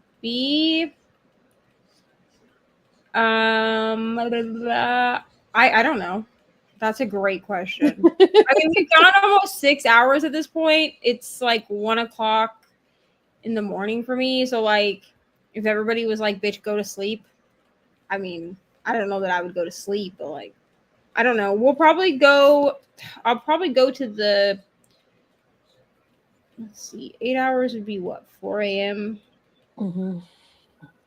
So we'll probably try to go to the 8-hour mark. I'm not feeling like super sleepy at the moment. So like, but by 8 hours, I might, you know? Mm-hmm. Yeah, I've got to, after this chatty bit, I've got to head off because I've got a hot date tonight. Oh, yeah. I've got to go and have a shower and get ready and stuff. So, yeah. I've seen Easy A. That was loosely based on the Scarlet Letter. Yeah, it was. I do like that. Loosely. Well, So, yeah. I mean, I like it, and I think that it's a good modern retelling of the Scarlet Letter. I love DZA, and the chick that plays the main character in that, the Emma main female Stone. character. Yeah, I love her. Like, she's great in anything. I'll watch anything she's in. Yeah, I love her, and she did great in Cruella too. Mm-hmm. I like the coal miner's daughter. Sissy's a great actress. No, I won't be up till 8 a.m. That much I can promise you. 4 a.m. maybe. Only because 4 a.m. So like if we did, okay, so like if Nicole leaves, we do an hour and a half sprint. That would take us to like the 6.5 hour mark. So you've been 5 hours and 42 minutes at the moment. Yeah. So probably what I'll do is Nicole will leave us. I'll do one more hour and a half sprint, and then that'll be it. So that'll bring us to like 7 hours or so. I feel like that's long enough. You know what I mean? Yeah, 7.5. Yeah. The rule of thumb with live streams is like you should go at least 4 hours for the replay to hit the algorithm. So yeah, I try to go 6 to 8 hours usually. Yeah. My standard 6. Good night, Christina. That's not for me. That's for Nicole right there. But Nicole. Why is it jumping? Thank you. You're welcome. I know it's just been like 2 nights of old times. You know what I'm saying? I know, right? Yeah. Chrissy even came back and watched the replay. She goes, "It's so great to see you all back together again." And I'm like, "Yeah, it was a lot of fun." And chatty as usual. Yeah. I mean, that's fine. That's just what you should expect. You know what I'm saying? Yeah. Seeing that what? I'm seeing my typing, it just got really bad. Oh, typing just got. I was like, what the hell is a toe pung, bro? Like I was confused. Some new fandangle gadget that we don't know about. All the reminders from Christina. We love the reminders. Honestly, I'm surprised there's still 18 people on this stream. Look, I stream late like this a lot on every Wednesday. Like I go until, well, I usually finish up around 4 o'clock, and I've had like up to 30 people still on my stream at 4 o'clock it's because it's almost 4 o'clock my time now. Yeah. And I've been doing like 12-hour streams. 12-hour streams on a Wednesday. Bunch of you and I still have like anywhere from 12 to 22 people on the stream, and then the UK starts waking up, and then they all join in on that as well. So yeah, there's probably about, I do a 2-hour sprint, which is about 5:30 my time, and that's probably when it's the most quietest, because Southern Hemisphere, they're all sitting down usually to dinner at that time, so they're not necessarily on. The Eastern time are usually heading off to bed, like all the night hours, and then Central time and what's California on, whatever they're on. Yeah. they're usually still around and whatnot. And then when I come back from that 2-hour sprint, generally all the UK people start popping in because it's early AM for them. So. When do I know when I'm sprinting again? On my channel, I have no idea. Okay, we're just relying on the seat of our pants. Okay, it works a little bit better for me to just schedule sprints when I'm able to look at the week as a whole and know like what's going on with like Ari's activities and stuff. But I will have. You generally don't sprint a lot during summer holidays anyway because you're generally out and about with Ari anyway. Yeah, it's hard for me to sprint during the summer because one, Ari is if it's daytime sprints, then Ari is up my butt. Okay. If it is night sprints, then Ari tries to stay up so she can see everybody. So it's a little bit harder to to fully schedule sprints ahead of time. So a lot of times they get put up 24 to 48 hours before because I've kind of looked at things to try to figure out where it is that I can sprint. And I also want to start incorporating a weekly sprint on Patreon as well. So, which obviously that's going to be like a smaller group of people, but even so, I don't know. I don't have necessarily like a schedule, but I will be on sprints with Margaret next Saturday. So the 12th at, I think she said 10 a.m. Eastern. So you'll for sure be able to catch me there, but I will have some sprint somewhere. Basically what I do is I just look at all my friends' sprints to make sure that I'm not like overlapping really bad with anybody. Obviously like tonight I overlapped with Katie Colson, but like there's only so much you can do, you know what I'm saying? So I try not to overlap with people, but if I do, then I just like send you to go say hi to them while we're in a sprint, because at this point so many people do sprints that it's hard to not overlap. I have messaged the 24-hour group to see if people want to do this because it would open up slots. I could find more people to come in and supplement for a 48-hour because it's only going to be for July. So I will let everyone know what is happening when I have some answers. I've gotten a couple people that answered back and said that they could do it. And so we will see. I'm hoping that we can, because that would be fun to like celebrate the 1,000 milestone or whatever. But if we do it, then July will be the only month where we're doing 48 hours. It will go back to 24 in what comes after July? In August. Good Lord. I'm losing my mind. Yeah, Christina, the best thing you can do, honestly, is just watch my channel because I will post them at least 24 hours before. Like I won't do like a true impromptu sprint where I'm like, oh, I can sprint now, and then like an hour later I'm on sprints. You know what I mean? That actually stresses me out to do that, so I won't do that. But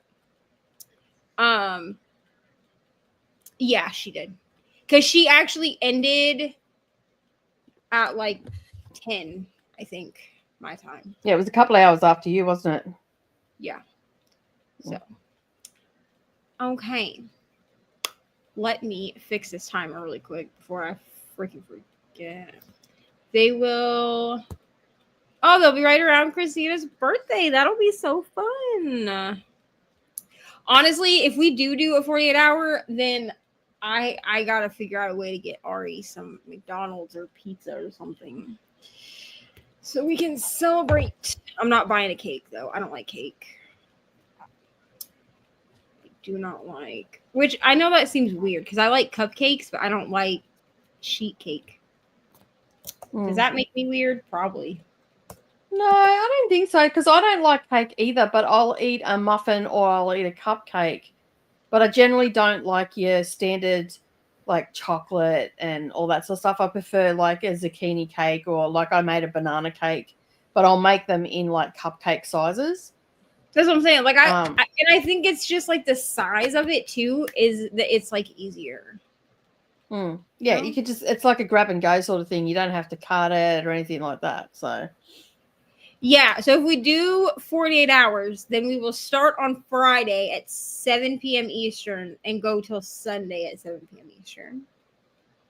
So really it'll just be about if I can find people to come in to fill in the extra slots. That's what it's gonna be about. So I may have to, if we do this, then I may have to go ahead and expand the. Well, because you're celebrating, like, couldn't you just ask people that have been on before? I think that's what I'm going to do. I'm going to see how many of the people that are signed up for this year are doing, like, can participate. And then I will reach out to people that I know have done it before. Just because I'm so sorry. If we go for 48 hours, your girl is not staying up that long. I'm so sorry. I will pop in and be like, hello, everyone. But there ain't no way. Like, no. I can. God, you'd be dead. You'd be dead for a week. Honestly, it usually takes me like 24 to 48 hours to recover from just the 24-hour. I can't imagine how long it would take me to recover from a 2-day. But I think it would be fun, and if I expand it a bit, then we can have old friends come back and that. So I'm gonna give them a couple days in the group chat to get back to me. I am gonna go fix because I have like a spreadsheet that we use. I'll go fix that so that at least everybody can see like what it would look like if we expanded it. Ice cream cake. No, I don't like ice cream cake. I don't like the texture. Like, just give me ice cream or give me cake. Like, there's no reason for it to be together. Yeah, no, just the just texture give me a tub. Also, I don't like the icing stuff that they have to use for an ice cream cake because it's not like regular icing. It's like that weird like gooey. You know what I'm talking about? I don't like ice cream cakes at all. Yeah, I don't like ice cream. They're just weird. But we don't have one here anymore. But maybe Ari and I will go to the ice cream shop this week because we do have like a ice cream truck thing. It like sits out in front of our pharmacy, but it's only open in the summer. So yeah, and maybe we'll have some like new faces in the comments for 24-hour sprints. That'd be fun.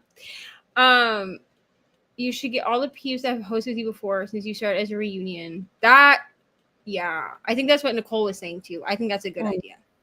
So I'm going to go through my memory bank. Actually, I have a spinner wheel. That's actually how I narrowed down people for 2025 was I left it up to a spinner wheel because I could not pick. So I was like, this is the number of people for the year, and then I use the spinner wheel. So I'll just look at the spinner wheel and see who is left on there and then reach out to all of them. And if I can think of any other people that are not doing 24-hour this year, I can reach out to. So I think that's what we'll do. We'll just have a big family friend reunion. That'd be fun. That's probably the easiest way to do it too, because then people don't have to stay on for extra if they can't, or say no if they don't think that they can do it, but they might still be able to do a smaller section or something like that.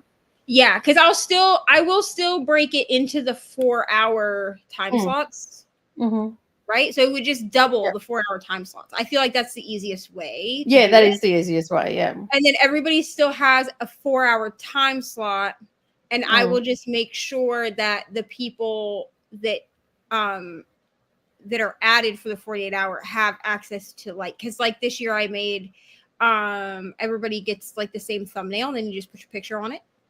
That way they all look the same. Yep. Same as what we did with Cookie and NetGalley. Yeah. So and then that way everybody could participate. And plus, if there's people that want to come like hang out but don't or cannot host a 4-hour slot, then they can still pop in, So I'll just probably just make a new like group chat specifically for the 48-hour, so that everybody is there and included and everything. So I think that'd be so fun. It's like a little reunion. Oh my gosh, I'm so excited. Okay. A novella in this Cassandra Clare book is a Peter Pan retelling, and I was thinking, I don't care, but I'm hooked. I love a good Peter Pan retelling, honestly. I do. I dislike a bad Peter Pan retelling, like that one I read like in 20, I think it was like 2023. I read what was it called? Like Wendy Darling or something? Mm. Or Darling Girl. That's what it was called. It was Darling Girl, yeah. Well, and here's the thing, like I had accidentally matched my nails to this book. Like not on purpose, but like I had taken a picture of it for Instagram and realized that my nails matched the cover of this book. And I was like, oh, that's kismet, whatever. And then I gave it fucking 2 stars, and I should have DNF'd it. Yeah. Like Brittany was like, you need to DNF this. And I was like, I'm hoping it'll get better. It didn't get better, friends. It didn't. Usually if they're at a 2-star, they never do get better. Ugh. Well, and the thing was, I was like, wow, Peter Pan is really creepy in this. Like, and not like a good kind of creepy. You know what I mean? Yeah. And Brittany was like, if you're not liking it, just DNF. And I was like, no, I can't DNF. It's a Peter Pan retelling. I got it from Book of the Month. Like, whatever. Me, the queen of DNFing, didn't DNF. Couldn't DNF? That's and so then weird. And then I regretted it later. And I was like, this is why I DNF things. I just wasted all my time. The long and short of it is that it was suggested that we do a 48-hour weekend in July instead of a 24-hour sprints weekend in July to celebrate the fact that we hit 1,000 subscribers.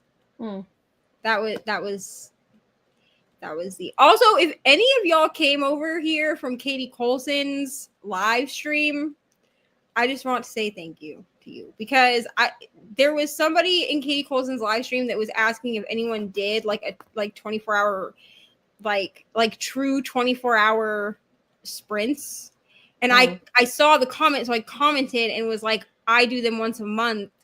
I used to do them by myself, but now like I have friends that do them, right, where we like hop from channel to channel. And that person I know went and subscribed because I can see like who subscribed to my channel. But a lot of these people, like I've never seen them before that have subscribed. So like if you are a person that came from Katie Colson's live stream, I appreciate you. Because I know Katie Colson came from her own live stream and subscribed to my channel, which is so awesome because I've followed her since like 2020 or 2021. But like I knew she didn't know who the fuck I was. But yeah. And then she was like, how awesome is it that you came on camera yesterday, because she was in the comments for you and Coda's sprint. Yeah. Right. Which was the first time Katie had been there as well. Yeah. And so she's like, and so I got to like make your acquaintance or whatever. So that's so fun. Yeah, making friends in high places and all of that. Christina is going to bed. Good night. We love you. Who knows? I may be back. Oh, also, Charles' Uncle Daddy also subscribed. He thought he was already subscribed, so I said that we'll just blame YouTube and say that YouTube unsubscribed him.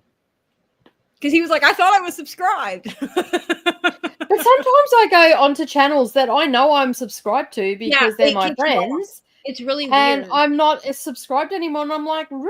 Like, what the hell? No wonder I'm not seeing any videos. Yeah, it's good. And then I'll unsubscribe from somebody and I'll see all their videos. And I'm like, I unsubscribed from that person, bro. What the fuck? You don't show me none of my friends' videos, but you show me just these random ass people. I don't understand. Like, who are these people? I know that there's been talk, and I don't know how true it is, but there has been talk that a lot of smaller channels are being pushed in the algorithm. So because I'm seeing people that like that's true. Yeah. I got a book channel the other day that only had 13 subscribers. And I mean, I subscribed, like I liked their content, so I was like, "Welcome to BookTube," you know. Yeah, like I've subscribed to a heap of channels recently that they're not just like really like fledgling channels or anything. They've been around for a while. Like there's 1,000, some have got 500, some have only got under 100 or 123 or whatever. But the reason I threw that number out is because I just subscribed to someone that had 123. They now have 124. Honestly, yesterday it was. I honestly think it's so fun when there are really small channels that get like pushed out to me, because at one point I was. I mean, I'm still a small channel, but at that like there was a time where we were all micro channels. Yeah. You know, where we only had like a couple, we didn't even have that like 500 subscriber count yet. And so like I just think it's cool when they're pushed out to me, because then I can, even if I don't enjoy the content, like I'll usually at least watch whatever video was pushed to me, even if I'm like, I don't really vibe with this person, whatever. But I will at least like comment on their video and like it, and then watch I'm it. terrible for commenting, but I always like the video. Yeah, it'll push them into the algorithm if I watch it and like it. Yeah. For sure. So yeah. I don't necessarily comment on everybody's channel, but I do like the videos, regardless of whether I vibed with the person or not. I do still too. like the video. Yeah. I do too, yeah. No. ML, send me this book, whatever this book is called. Just like send it to me. Send me the name. Yes, I knew Jackie had come over from Katie's stream, which is why I said what I said. Because I knew at least Jackie had come over from over there, which is so fun. Oh my gosh. So Dark Academia was a boarding school for lost boys, and Wendy's mom becomes the administrator of the school, and she then goes there because of that. But it's also made up true crime. We know as readers that the boarding school has completely disappeared. Okay, send this to me, ML, because now I need to know. Like, now I need to know. I'm not even really like a Cassie Clare like fan, but like now I need to know. Yeah, he was like, I thought I was subscribed, and I was like, we'll just blame YouTube. That's fine. Yes, welcome to Jackie. Okay, we're gonna do one more hour and a half sprint. I think Nicole's gonna leave us because she's got a hot date. I got a hot date. So yeah, thank you so much for letting me be on today, and it was exciting that I was here for the 1000. Yay! Thanks for being here, friend. No worries. So you have a wonderful rest of your evening that's child free, and see everybody else on Sprint somewhere on the internet, no doubt. I'll be on Coda's channel on Sunday, Monday. So yeah, for more serious shenanigans. And Seluna, you and the Dreamcatchers. I really wish you weren't with me when I was at that shop. So anyway, I'll tell you what they are in Boxer. Okay. In a minute. Yeah. So yeah. Anyway, have a great night, everybody, and I will see you all somewhere on the internet. Bye. Bye. Bye. Oh, my mouse is not working. I'll try and go. Bye.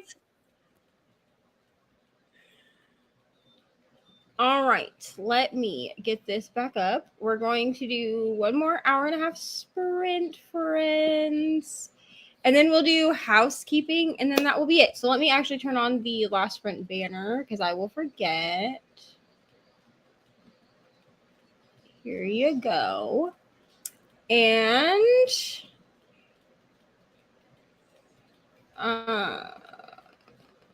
it's called Wendy Darling, part of the Kickstarter book called Careful of Books by Cassandra Clare. I do hear it's going to be traditionally published soon too. Okay, I will check this out. Let me make a note. Hold on.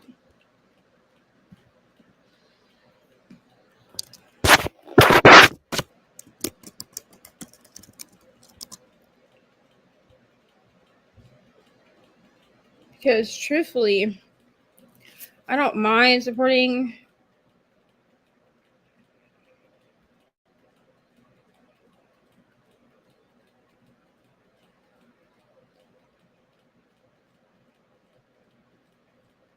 I will check this out. I'm opening up her website right now so I can look at it. I don't mind supporting a Kickstarter. I've done that before.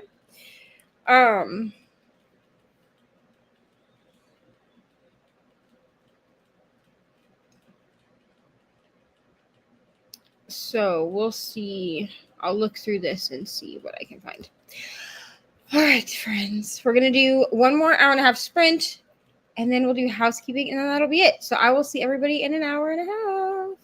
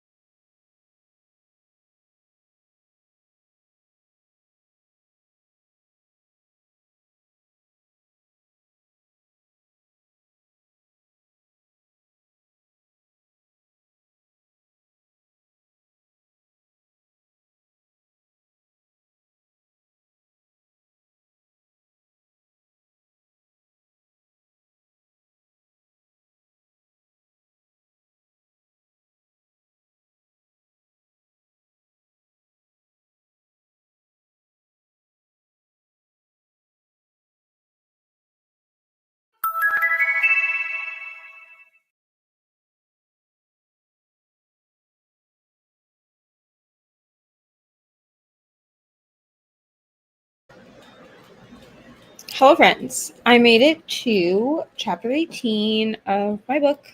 So I did hit the goal of where I wanted to be today. So I'm happy with that. I'm probably going to finish it tomorrow. I have like 3-ish hours, 2 hours left of it. So I'm hoping to get it done tomorrow. If I get it done tomorrow, that'll be great. And then I am going to finish this little section of my dime painting I'm working on. So I got half of what is left done. So all I have left to do, I'll post a picture of what is left. There's only I'll post a picture of what's left in my Discord channel over in the crafty corner part of it, because there is like trying to apparently I put diamonds down where they don't go. That's fine. So there's like one,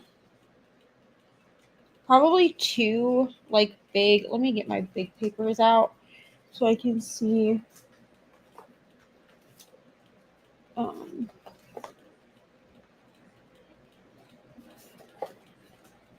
Okay, because I have that same papers, but in these, because this is like a true section. I just use my smaller papers to kind of cover up smaller sections of the big sections. I hope that makes sense. So I have like 1.5. Yeah, I've got like one.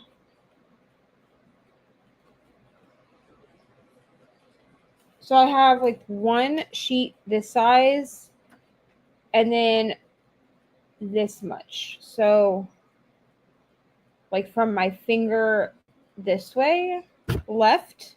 So like we'll round up and we'll say 1.5 sections. So really proud of that. So but the rest of this is all covered in plastic. So basically what's going to happen is I'm just going to rip off the plastic that's currently on here and use my smaller papers, these ones, to just cover up the sections because I don't like my hand sticking.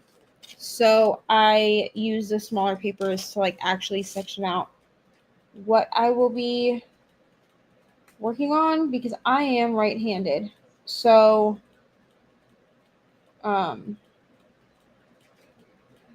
yeah. I also went to craftswithcrashly.com. That's her website. She's no longer on Etsy. And I looked through all her papers and I've put some on a wish list because I'm going to be buying some more of these papers. These are honestly, her papers are absolutely my favorite decorative papers. For just plain papers, I do like the ones from Diamond Art Club that are they're just white and they say like, I think they say DPC, or DAC on like the part that faces upward, right? But these ones are absolutely my favorite for like pretty like decorative ones, and I really like having decorative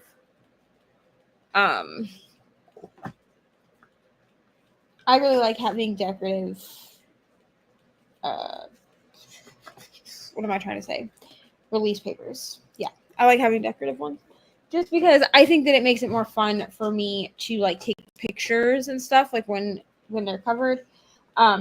So yeah, I'm going to finish this little section though because I have just like a little teeny tiny, it's like this much of a section to do. I just need to fill them in because I do what do they call it? Like the checkerboard method, where you do like, I do like 4 and then I skip 4 and go down and do another 4. Yeah, it looks like a checkerboard. So I just need to fill in what's left for that, and then I'll post a picture of what I have left in my Crafty Corner Discord thing. I'll also post it over on Nicole's. Yeah, so hopefully I will get the rest of this done by Monday. That is my goal, is to get the rest of this done by Monday so that I can bring out a different diamond painting and just start like a new diamond painting. I would like to start a new one. So let's see where we left off in comments. Reached 255 of 383 of Washington Black. Wonderful.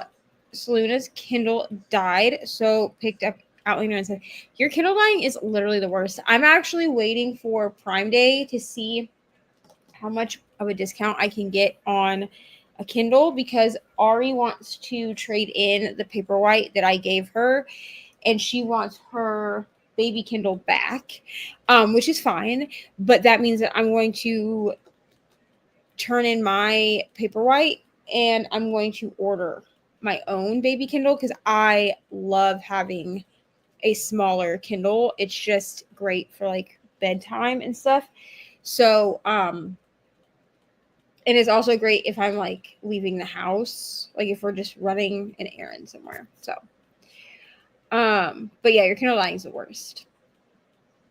Jackie went to bed, so good night to Jackie. So happy to have you here. And I followed her back on Instagram as well. Leslie also went to bed. Good night, and so did Ollie. We love to see you all. And so Luna ended up getting to 69% in Outlander. Wonderful. Okay, so that's the end of the comments. So really quick for housekeeping stuff. I did post a poll over on, hold on. And Glenda got to chapter 10 in King of Ashes. Still enjoying the book. We love to hear it. So, okay, housekeeping. I did post I made a post on my community tab. I'm going to kind of figure out how to do the 48-hour stream because I think that would be really fun to do. So I'm going to be talking to some people and seeing if they want to join in to help with that. But I also want to just do something next week for the hitting 1,000 subscribers. So I put up a community tab post and I'm asking for Q&A questions. So if you have any questions that you want to ask, you can ask me anything, really. I'm pretty much an open book. So life, books, diamond painting, singing, whatever it is that you want to know about me, go and put your comments there. And I'm going to film that next week. It's going to be a whip and chat style Q&A. So if you've never seen a whip and chat on my channel before, I will be diamond painting probably, but I'll be doing some kind of craft or playing a game, something. I'm probably going to diamond paint if I'm honest, but we're going to do that. And so you will not see my face in that video. You will only see my hands. Now I may choose to film a small segment for the beginning as like the intro that shows my face, just thanking everyone for 1,000 subscribers, but otherwise, like the bulk of the video is going to be you watching me craft while we chat. That's how a whip and chat works. So I will do it my regular style where we talk about, life updates and stuff like that, and what I'm reading on all of that, and then we will do the Q&A. So if you have any questions that you want to ask, you can go do that over there, and I will film that next week. If I don't get any questions, then I'll do like some kind of a tag or something, but either way you will be getting a bonus video for 1,000 subscribers. Thank you, Chris, for hanging out with us. We love to have you. Selena, I'm going to be sending you a message. And if you are out of hospital, I pray that you are, because being in the hospital is worst. Then you're more than welcome to join in. I do have to go when I jump off here, I'm going to be fixing the spreadsheet that I use for 24-hour sprints to make it a 48-hour. But you are one of the people on my list. So I will be sending you a message. Thank you, Glenda, for hanging out. And thank you all for getting me to 1,000 subscribers. It doesn't even feel real, to be honest. So I will be on Sprints with Margaret next Saturday at 10 a.m. And other than that, next Saturday, the 12th, not tomorrow. Other than that, I don't think I have anything else happening really that's planned. So I will be hosting sprints again sometime next week, but I don't know exactly what day that is. So just kind of watch for sprints. I will try to remember to share the link when they're scheduled. I'll try to remember to share the link to my community tab so that they're easy to find. You're welcome. Thank you for hanging out with me. I hope that you feel better soon and get out of the hospital. But that's all I have for y'all, friends. Thank you so much for hanging out with me for the last like 7.5 hours and celebrating 1,000 subscribers with me since we watched it happen on live stream. And yeah, I will be back next week. There will be a video. There's a couple new videos over on my channel if you want to watch them, but there will be a re-announcement of my Patreon tomorrow. I don't know exactly what time. I'm actually going to jump off here and get the video exported and everything. I can't do that while streaming, so that's why it's not done yet. I'm hoping to have it up by 7 a.m., but the latest it will be up is 7, so that would be 8 a.m. Eastern. The latest it will be up is 1 p.m. Eastern, but it will be up sometime tomorrow if you want to watch that. Patreon is never like an obligation.